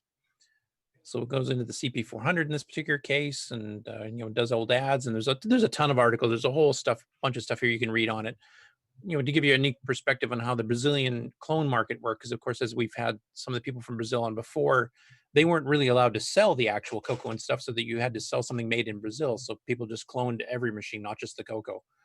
And sometimes they did little improvements and keyboards and stuff. So it's a really interesting snippet of history that a lot of us don't know that much about, kind of like the SCART CoCo that Peter showed earlier. So lots of cool things on there. Definitely worth the read. Next up here, Jason Weber on Facebook is helping organize Tandy for this year, which is a YouTube virtual fest of sorts. And he's looking for suggestions for CoCo 3 video portion of the show, because he's planning on showing off some CoCo 3 specific stuff. Now, he has a CoCo 3 with a 639 and pre-installed, 512K RAM, and a CoCo SDC, and he's looking for suggestions for games or programs that will really show off the hardware or show off the software capability of the CoCo 3. So he's looking for suggestions. We've had a few people that have mentioned a few things. We mentioned Digger 3 since the preview got released, and Donkey Kong by Sockmaster, the mod player, Nitrous 9, Sinistar, Contras, all that kind of stuff. If you guys go through that list, though, and you can think of anything that any of the other people that have posted comments on there have missed that you think should be good to show off on this other show in September, please do so. We want to show the CoCo in this best light.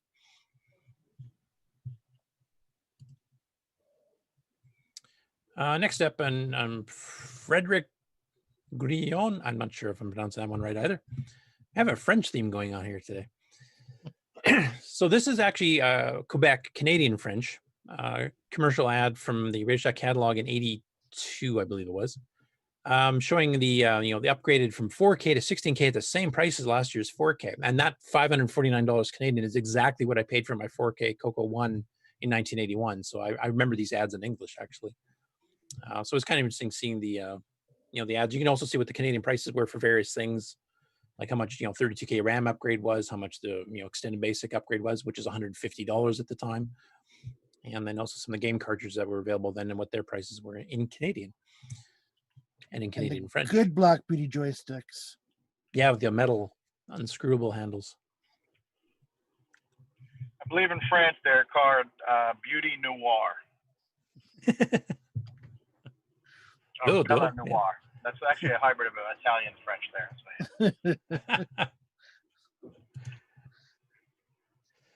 there. Okay, further on, James Jones, who was in the chat earlier too, so if he wants to chime in anything while I'm blabbing about what little bit I know about it. He's actually working on doing a Google Doc presentation for Basic 09 from the perspective of somebody coming to it from Disk Basic or Super Extended Basic or what have you.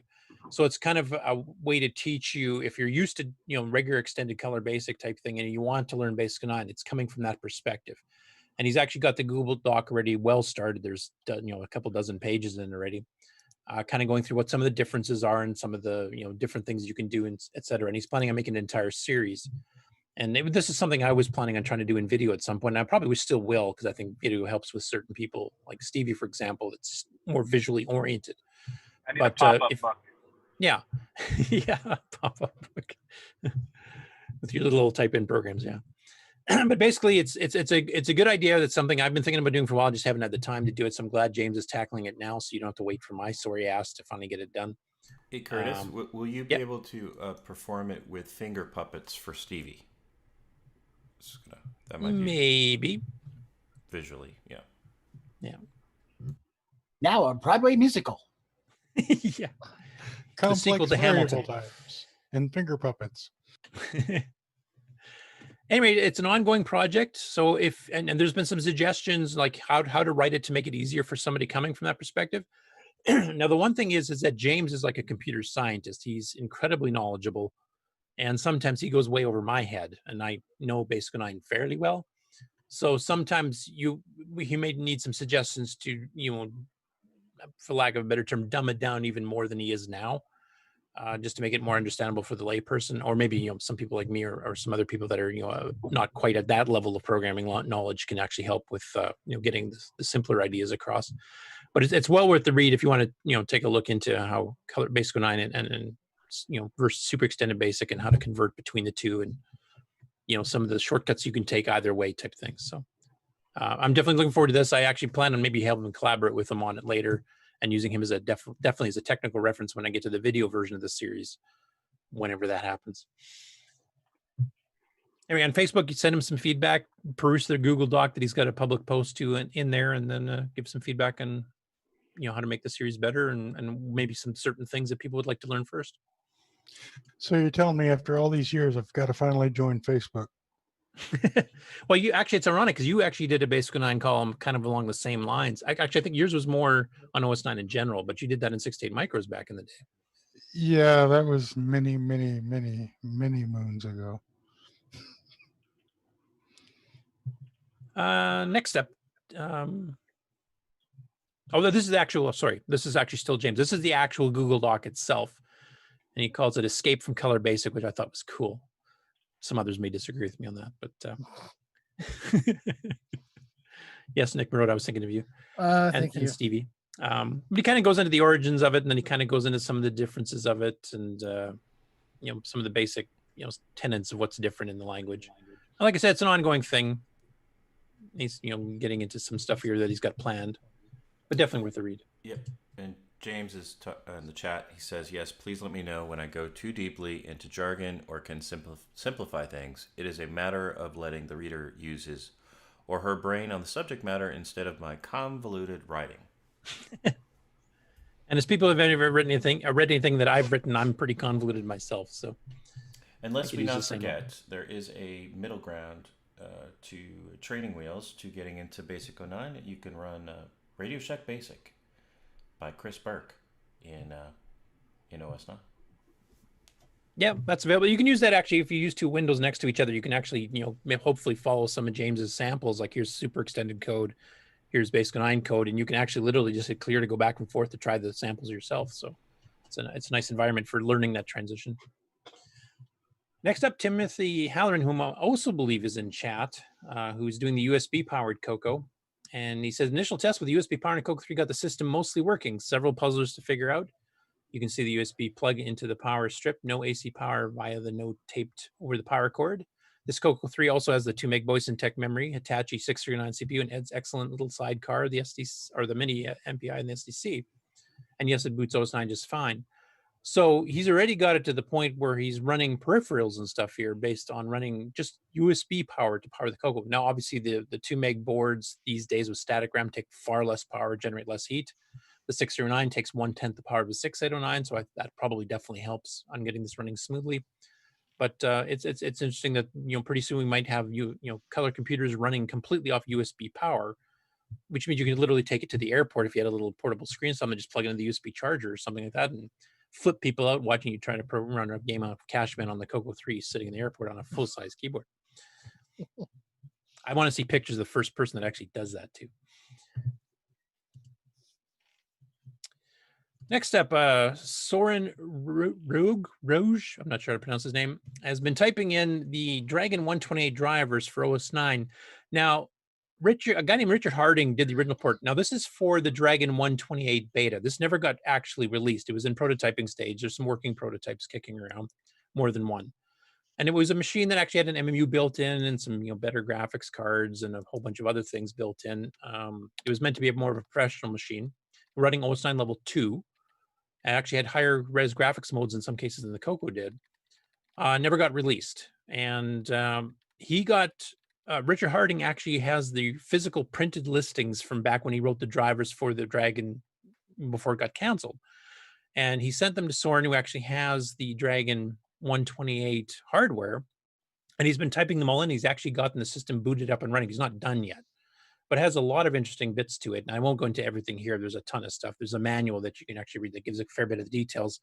But it had cool things like the Basic 09. In this particular one, if it detected you were trying to use a graphics keyword, like right now in Basic 09, we have to do run GFX2 or run GFX or whatever your external program, and you send that sequence of commands to that and parameters. what they did is they tweaked basic 9. So if it went through the keyword list and it couldn't find anything that it understood, it would automatically try to link to the graphics package, which had these other extra commands. But rather than you having you manually put run GFX2 blah blah blah, it would actually do that internally. So you just type in the command just like a normal command. You do like line 5,5 to 100,10, and it would actually figure out that's not a normal basic 9 command. It would automatically fire that off internally to the graphics package. So it became inline actual commands in basic 9 as far as you're concerned, even though it is technically still doing the same thing that basic 9 on the CoCo does, but it actually made it easier to use. So that's kind of cool. And there's a whole bunch of other stuff in here too. So, and there's a little sample code here of some of the commands here. Like he's got G clear for graphics clear, C set, and he's got move to graphics cursor and circle. And you'll notice that there's no run GFX2 or anything like that. It's just the command, and you just send it the parameters, even though internally it's doing it kind of like we're doing it anyway. But he goes through a bunch of it, and he's still working on it. It's an unfinished project at this point, but he does have it to the point of up and running. The Dragon 128 actually went up to 768K of RAM, which is more than the CoCo 3 did several years later, officially. Had the graphics res, I think, went up to 512 by 512 by 4, something like that. You could do up to 64K on one graphics screen. So it was pretty decent graphics. Had the AY sound chip and a bunch of other things too. So I thought that was kind of cool. Another OS 9 related one here. Sorry, guys. So this one here, Carlos Camacho posted the cover to an OS 9 book called The OS 9 Guru, Part 1, The Facts. And this was supposed to be a series. I believe it only maxed out at the 1. Written by Paul S. Dayan, who's not somebody I've heard of, but apparently he was quite renowned in the OSK community at the time. And he actually had done a lot of work in the 689 version of OS 9 before that. I'm not aware if he did any books on the 689 side of things, but he was one of the gurus, as they put it back then.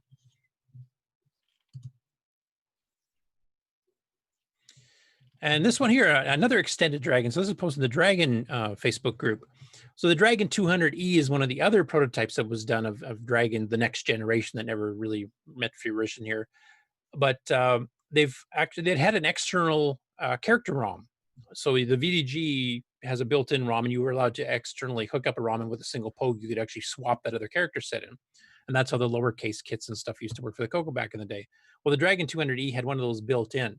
And they've been trying to get the emulation of the Dragon 200E working in MAME. And that was one of the last things left that wasn't working. It is now officially working.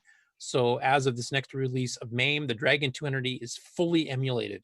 So if you guys want to check out some, hardware that never got past really the prototyping stage, and has very few physical computers existing these days, and you want to see what the Dragon 200E was about, MAME will have it. And next up, this is kind of a self-promotion because I'm kind of a whore that way. So I've been working on beta 6. Oh, go ahead. No, whores get paid. So you're not. I'm a cheap whore. Thank you. Yeah, we saw you with the second comment in that couple posts back there. So anyway, I've been doing some more work on beta 6, and that's a long-term project. There's a ton of stuff Bill and I want to get done. He's working on various things. I'm working on various things. But this one was a fairly quick little hack I did to the graphics driver. Now, in previous beta 5, I'd optimized the, it was beta 4, I can't remember. But basically, I'd optimized some of the memory copy on the 6809 version to run a bit faster using a mini stack blast with 4 bytes. So I decided, just for a joke, because it was only going to take 6 extra bytes to do it, and a lot of the internal structures in OS 9 fall on even 8-byte boundaries, like palette copying and get put buffers and GP loads and a bunch of other crap. So I decided, well, how if I unroll the loop a little bit? I'll do 8 bytes at a time and just unroll it. So I had to add 6 bytes of instructions. That's all I did. And it ended up doing speed up on screen scrolling, some get put buffers, and some other things that actually was a bit bigger of an increase in speed than I was expecting. So I thought I'd show the results here. So these are the 6309 versions for these little demos. And on the left-hand side will be your, oops, that's not the right one. This one here, sorry. So this will be basically the 6809 3.30/beta 1. So this is the official Nitro release on the repository on the far left. In the middle is the previous speed ups I'd done for the scrolling before, and on the far right is the current one. So this will be either 6, 8, or 9 on all of these cases here. I won't run the whole video. I just ran the whole video because I was trying to figure out timings between, how much of a speed gain. And to my surprise, I'm actually getting about a 14 to 15% increase in speed on the scrolling. Now, this isn't quite fair because it's also got the overhead of actually writing all the characters and stuff out. But it gives you an idea of the speed scrolling, and the get put buffers use the same technique here. So.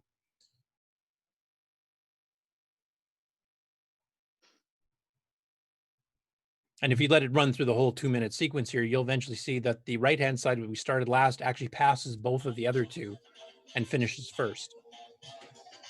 So this is the hardware text screen version, and it's not quite 6 or 9 speeds, but it's getting up there.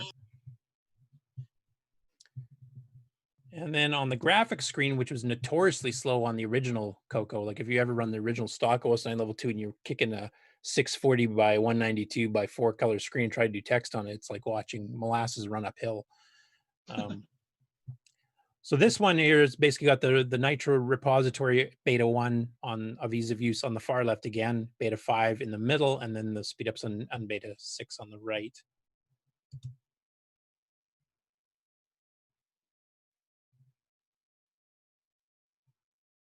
And you can almost watch the ripple effect on the far left one, like that's how much slower it was now. So I think it's about 35% faster now than the original version from the Nitro repository. So I'm pretty pleased with that. I mean, it's still not up to 6 or 9 speeds, but it's one thing I'm trying to do with this. So I'm trying to get the 609 speed wise, especially on graphics stuff, as caught up as I can to the 609. Obviously, I'll never make it that far because the 609 is just a more capable chip. But for people that want to write games or do word processors with graphics or something like that, I want to get the 609 as close to the 609 speed as possible, so you don't have to write a game and go 609 has to be required because it'll just run so dog slow on a stock machine that you don't want to touch it. This way you'll have a base that is actually pretty good. If you can design a game for 609, Basic 09, or C or whatever else, because this works with all the languages, assembly and everything else too, going through the legal windowing system, then you'll have a pretty good speed boost right off the start. And if you have a 609, you can add bonus features or just it runs faster. So I was pretty pleased that it did a 14-15% speed increase for only 6 bytes. That was beyond what my original goal was. So. And then the last videos here, as you may know, I, along with a few other people, I think there's just under a dozen of us, have got GimmyX prototypes from Ed Snyder. Now, we have discovered that the CoCo SDC, and this is due to limitations to the microcontroller that's in the SDC, cannot handle running at 3 megahertz. It actually screws up in IO errors and scrambles data and all kinds of stuff. So we have to kick some drivers down to slow it back down for it. So Bill's working on that right now for Nitrous 9. If you're in BASIC, basically you'll just have to run the regular speed through disk BASIC and then kick in the high speed after you're not talking to disk IO. If you have a machine language program that's doing disk IO, you'll either have to kick it down to 2 megahertz and then do the normal timing changes you have to do that, or kick it down to 1 megahertz if you're making like DOS ROM calls and stuff. But the 3 megahertz is too fast for the SDC to do at full 3 megahertz. So what I've been doing here until we get that all working in Nitrous 9 is I wrote a little Basic 9 program in another window, and I just a couple of pokes, that's all it does. So I can kick it between 2 megahertz and I can kick it up to 3 and then back again. So if I run programs that are not disk-based, like they load off disk and then can run completely out of RAM, you can actually see what the speed-ups are. So this first instance here is the famous Basic 9 bouncing ball demo. So I got 2 megahertz on the left, 3 megahertz mode on the right on the GimmyX.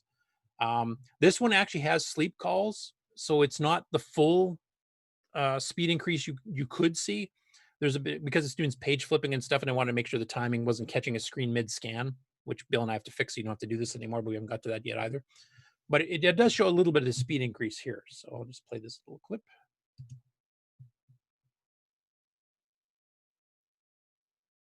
And that's getting closer to the 639 speeds. Actually, it's probably past the 639 at this point on the on 2 megahertz anyway. So you can see a fairly good speed increase there. The next one here, this is a Basic 9 program as well, Super Ike, which is what we've been designing all the icons, thanks to Rob Inman and Nick Marentes and myself. We've done a ton of icons. So this one here, I just do a quick little demo of doing a vertical flip of the icon, and then it updates the new icon on the upper left-hand corner as well. And this is doing individual paints and stuff, but you can see it's a fair bit faster there. The one on the right's already done, still drawing on the left. Now it's finished. This one here is for Paul Thayer. Hopefully you can still see and hear. This one actually has an audio clip, so let me know if you guys can hear the audio okay or not. Actually, it might be too loud if I leave it at this level. Oh, no, I guess they're turned down. So on this case here, this is completely loaded in, but I haven't adjusted the speed for the sound sample. So you're going to have the Smurf version of Come Guy playing here because the sound is going to be ramped up by megahertz too. So I started out with some sound on the 3 megahertz side on the right, so you can hear the sort of Smurfy sound version of it. And then you'll actually hear me mouse clicking and stuff because I was just recording my screen to do this. You'll actually see or hear the 2 megahertz, the standard version on the left. And now these are the 609 versions. So they're a little bit faster than the 609 version to begin with. But the speed of the scrolling here is what I really want to get a point across because this is a completely unlocked, not frame rate locked program, which will give you a more truer appreciation of the speed difference between the two.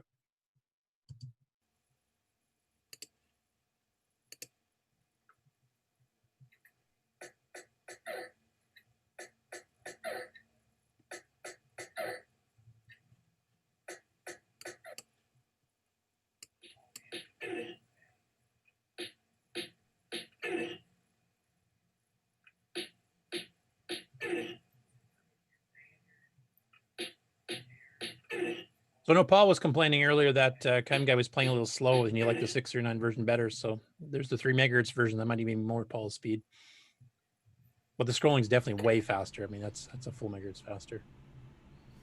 Yeah. And last, go ahead. No, I was just say take that, Paul. And the last one is Rescue on Fractus. So this is one game that I've actually optimized a fair bit in the 609 already. It's already running 35-40% faster than the stock one. So this is the 6309 version on both 2 megahertz and 3 megahertz. And this one actually was a pretty noticeable difference because it's not frame locked either. I didn't bother with sound because the sound in Fractus is kind of irritating. But this one actually, you can really see the flight change in speed here. Now I will mention I was recording this with my phone in my right hand and trying to play the game with my left hand on the joystick, so I play terribly. So don't hold that against me.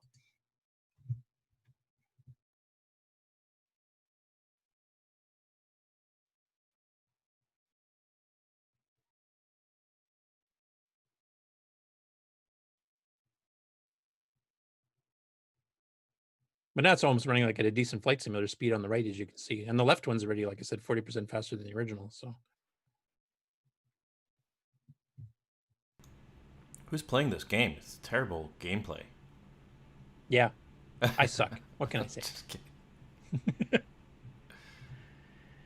Anyway, that's a bit of a sneak preview of the speed ups you can expect on the Gimme X. There's still some hardware bugs and stuff. There's some timing issues. I've noticed a few games, like I tried playing Thexter, the OS 9 version of it, and if I run it at 2 megahertz, I get a ton of snow in the middle, 50 lines of the screen for some reason.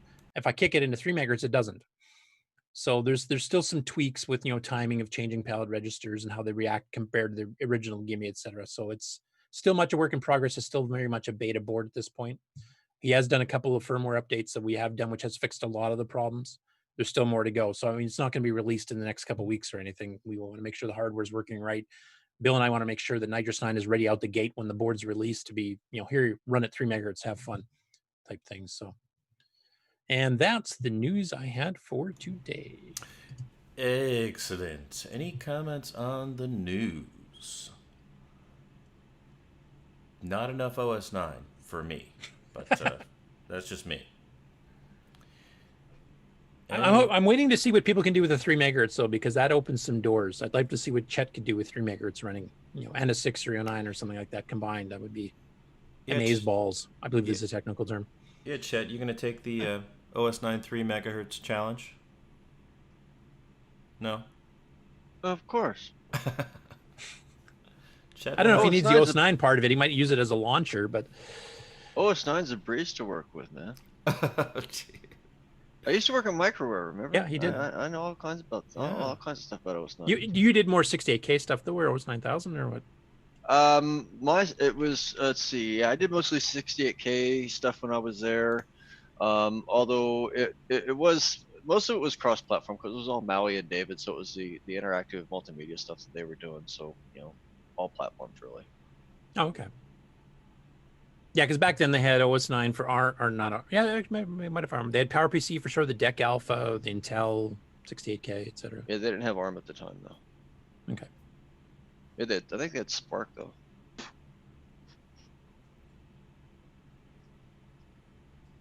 And then you're doing some more testing here on Digger while we're talking, it looks like? Oh yeah, well, I've just got it running in the background. I'm actually just going through and putting some stuff together for it for the release. Okay, cool.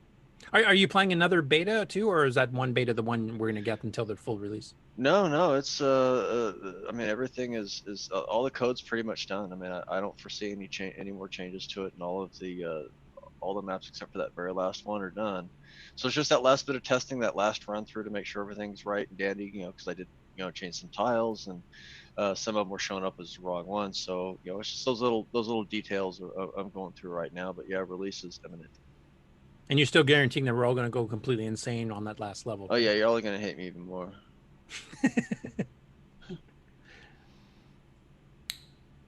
Okay. Well, I think, why don't we do something like take a little break and listen to some Nightmare Highway song from Rick Adams and the crew, and come back for final thoughts, and then I think we'll see what everyone has to say then. Have you cleared this with Ron Delvaux to make sure he's going to be okay with it? Well, as you know, Ron Delvaux got a start on America's Got Talent, where he would he would often hit the buzzer very early. Grab the hook. We'll be right back. Enjoy this lovely song about one of the greatest games ever created for the Keller Computer 1, 2, and 3, and a game that will work quite nicely on Peter Cullen's PAL CoCo 2. It's called Nightmare Highway, and it goes a little something like this.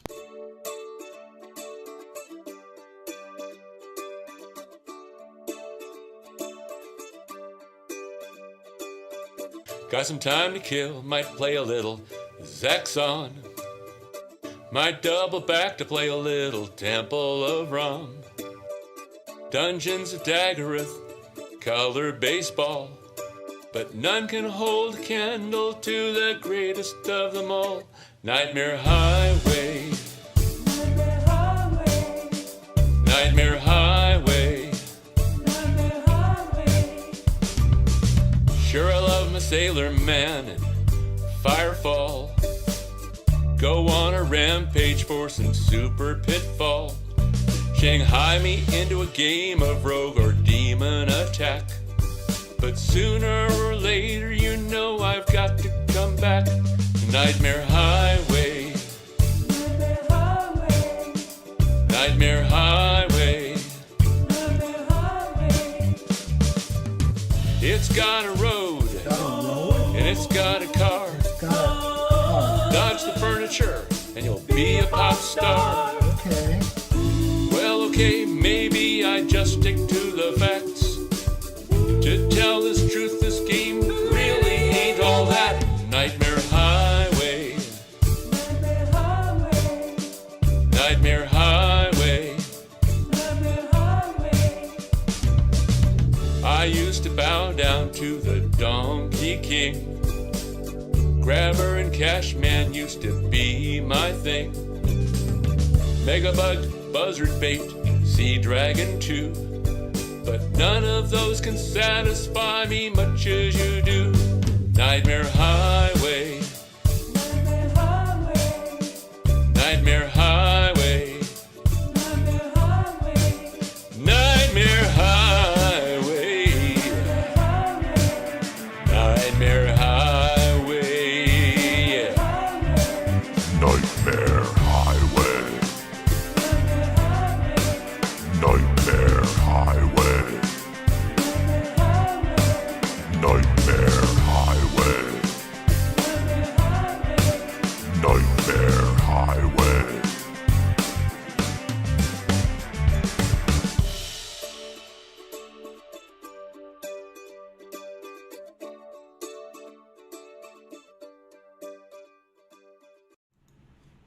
All right, and we're back. Nightmare Highway, the game based on a real-life story. I can't remember who it was who hit a furniture on the way to CoCo Fest? Does anyone recall? I think it was Ron Delvaux. He chopped down a tree and it landed on him. No, that was a Terry different Steen. Terry Terry Steen. Steen. Thank you. Oh, okay. Of course. Who can? I want to say that that singer was a bit pitchy. Who can who can Now you remember? brought that up. How about that ukulele? Ukulele was on fleek. We'll give it that much. Singer's a bit pitchy, though. Jerk. Rick Well, Adams is a great singer. he is. He did a great job on that. Peter, we will get you the link to Nightmare Highway so you can download it and figure out a way to load it up on cassette. Did you have a good time today? Did we scare you off, or you think maybe you come back? Oh, I'll be back. I'll be back if you'll have me. Well, there's a sucker. Oh yeah, for sure. Sucker born every minute, as I say. So Right. we're glad to have you, and hopefully you'll come in and sit in on the panel in the future or in the live chat. Curtis, great work on all the ease of use stuff coming out, and I'm exploring RSB version 1.03. So I'll get back to you on that and try that out a little bit. And David O'Connor, anything else you wanted to add? I think you did mention you had some final thoughts. I have talking of Nightmare Highway, got some rather revved up sounds for Ron Delvaux for his Mopar. Hey. I got a Mopar loaded into these Fairlight. Got me some Hemi. Yep, here we go. Bit Hemi. Big what's the biggest Hemi they 426. Well. Okay. Oh, here we go. He's in the 400s. Here we go.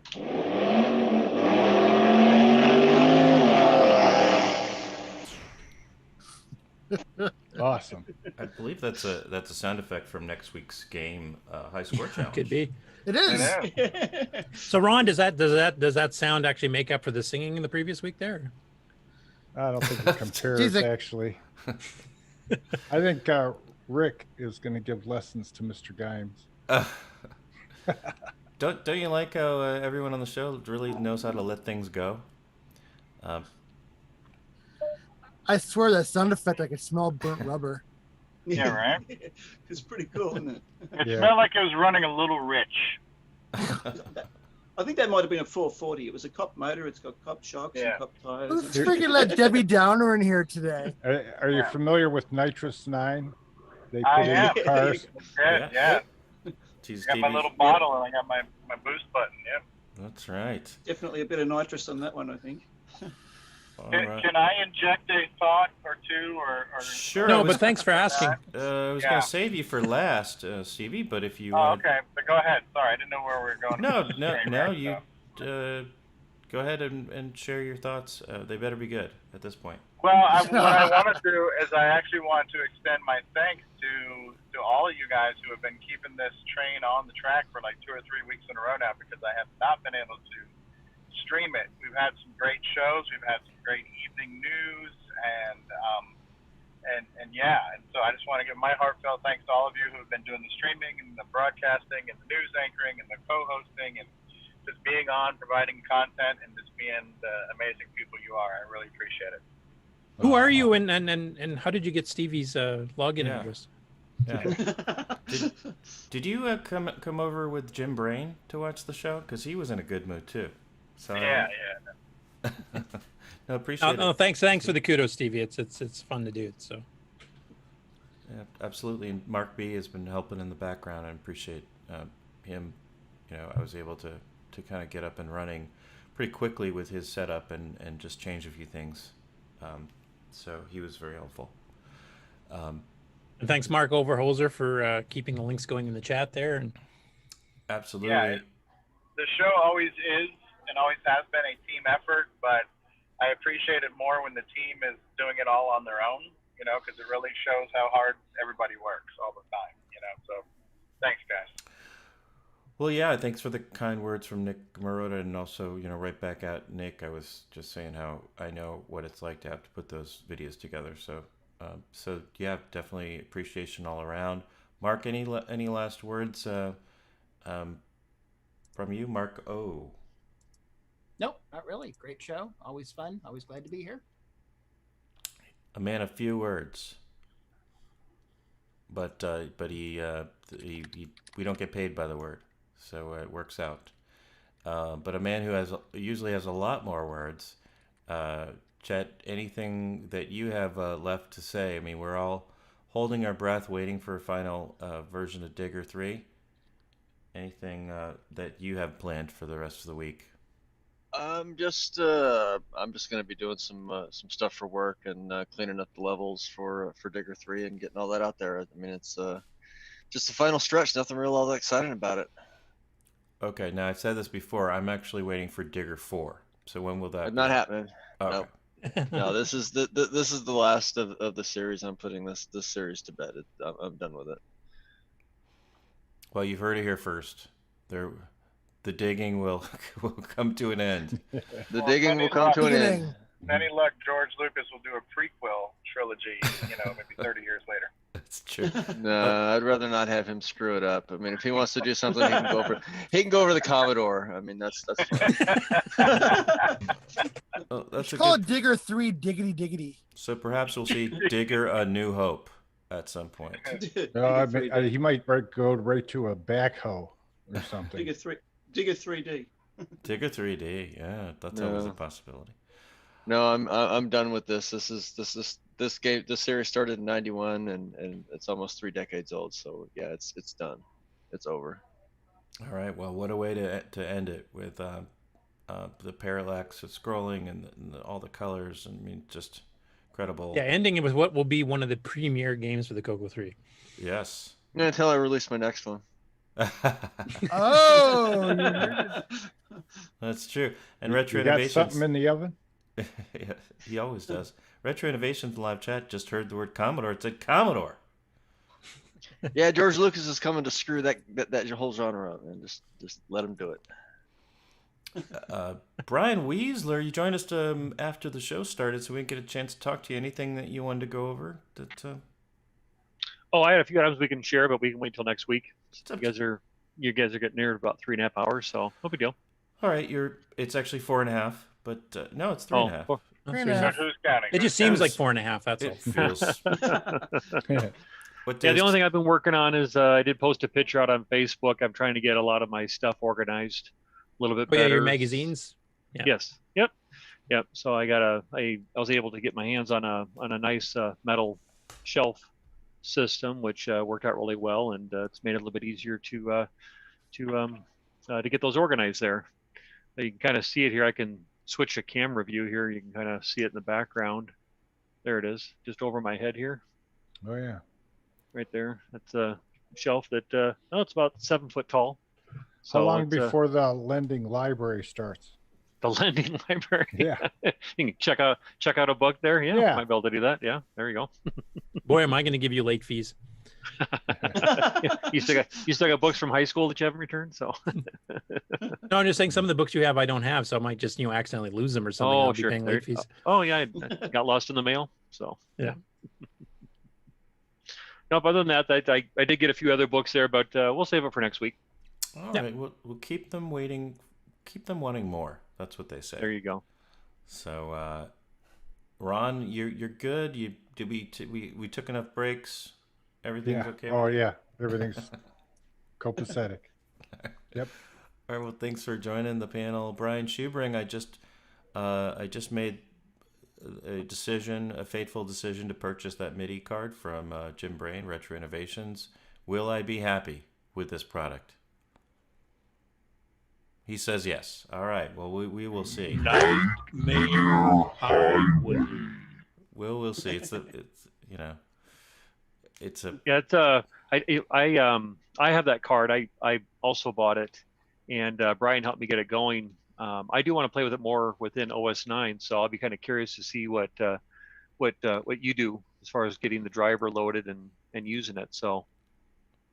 Good. I guess I'm just asking to maybe do some posting or something in Discord as you move forward. I'm just amazed that Retro Innovations has a shipping product. So I'm just in shock. Yeah, it's a nice, very clean board that he put together. So yeah, it's very clean. It's actually a little bit more stable than the one that Lester Hands did or the one that the Glenside did, because he's using more modern components. And that's a few more replaced that works the same way. So the clock is actually more rock solid because of the clock circuit being used on there. So it's actually works better. And it runs fine with Ultimuse. You've tried that already, Brian? Or oh, heck yeah. Ultimuse. Well, I better stop giving Jim crap here, or I won't. There will be no shipping product, including my product. Jason, you're out there in the car. I don't know what it's like to leave the house. Tell me what it's. What can I experience should I ever leave the house again?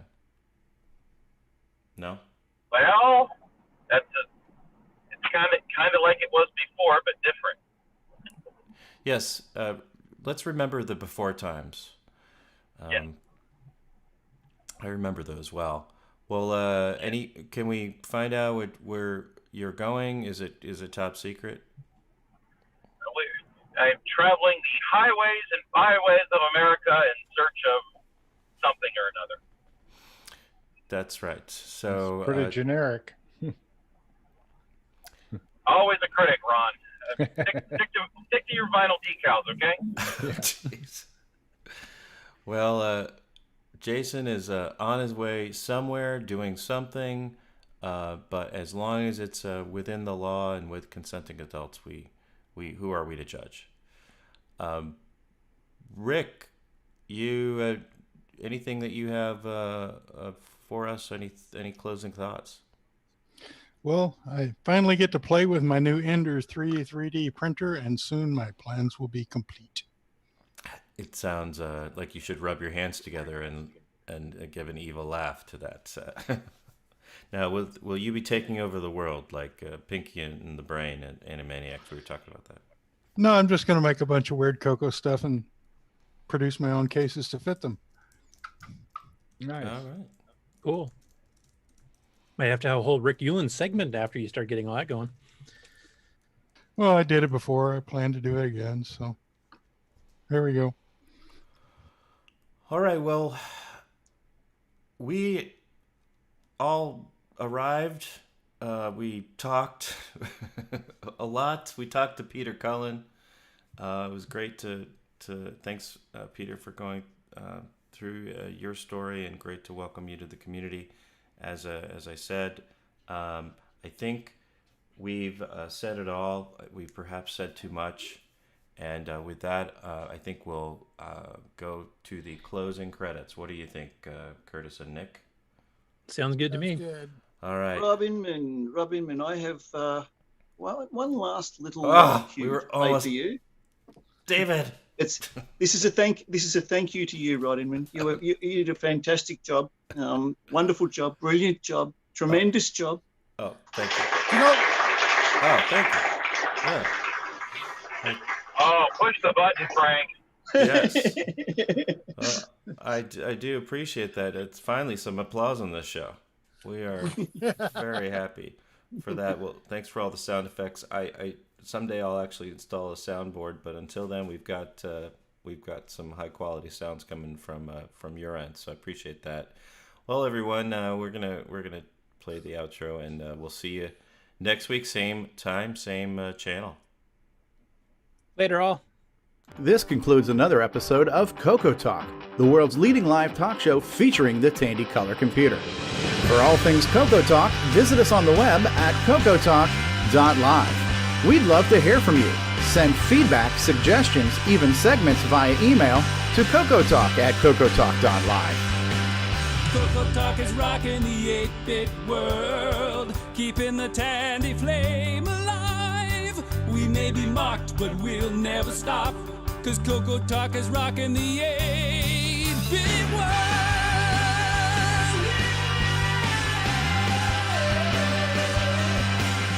Consider supporting the show with a purchase of merchandise from our retro swag shop at 8bit256.com. If you'd like to become a patron of the show, click the Patreon link at our website at CoCoTALK.live. CoCo Talk is rocking the 8-bit world, keeping the Tandy flame alive. We may be mocked, but we'll never stop, 'cause CoCoTALK is rocking the 8-bit world. CoCoTALK would not exist without the community, its cast, crew, and contributors. Thanks go to Curtis Boyle, David Ladd, Mark Overholzer, Grant Leedy, Bruce Moore, Nick Marentes, Ron Delvaux, Rick Adams, Jason Reichert, Richard Lorbieski, Jim Brain, Tom C., Rob Inman, Mark Bosley, Brian Joyce, Ken Reichert, David O'Connor, Brian Weasler, Terry Steggy, Nick Marotta, John Strong, and many more, especially to Steve Bjork for production suggestions and James Differendaffer for making my head explode.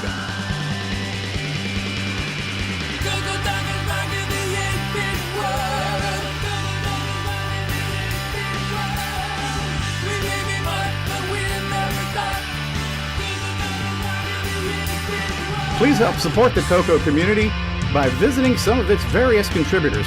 A list of resources is available at imacoconut.com. That's IMACOCONUT.com. The CoCoTALK theme song is copyright 2008 by D. Bruce Moore and Greg Sheeler. Mixed, mastered, and produced by D. Bruce Moore.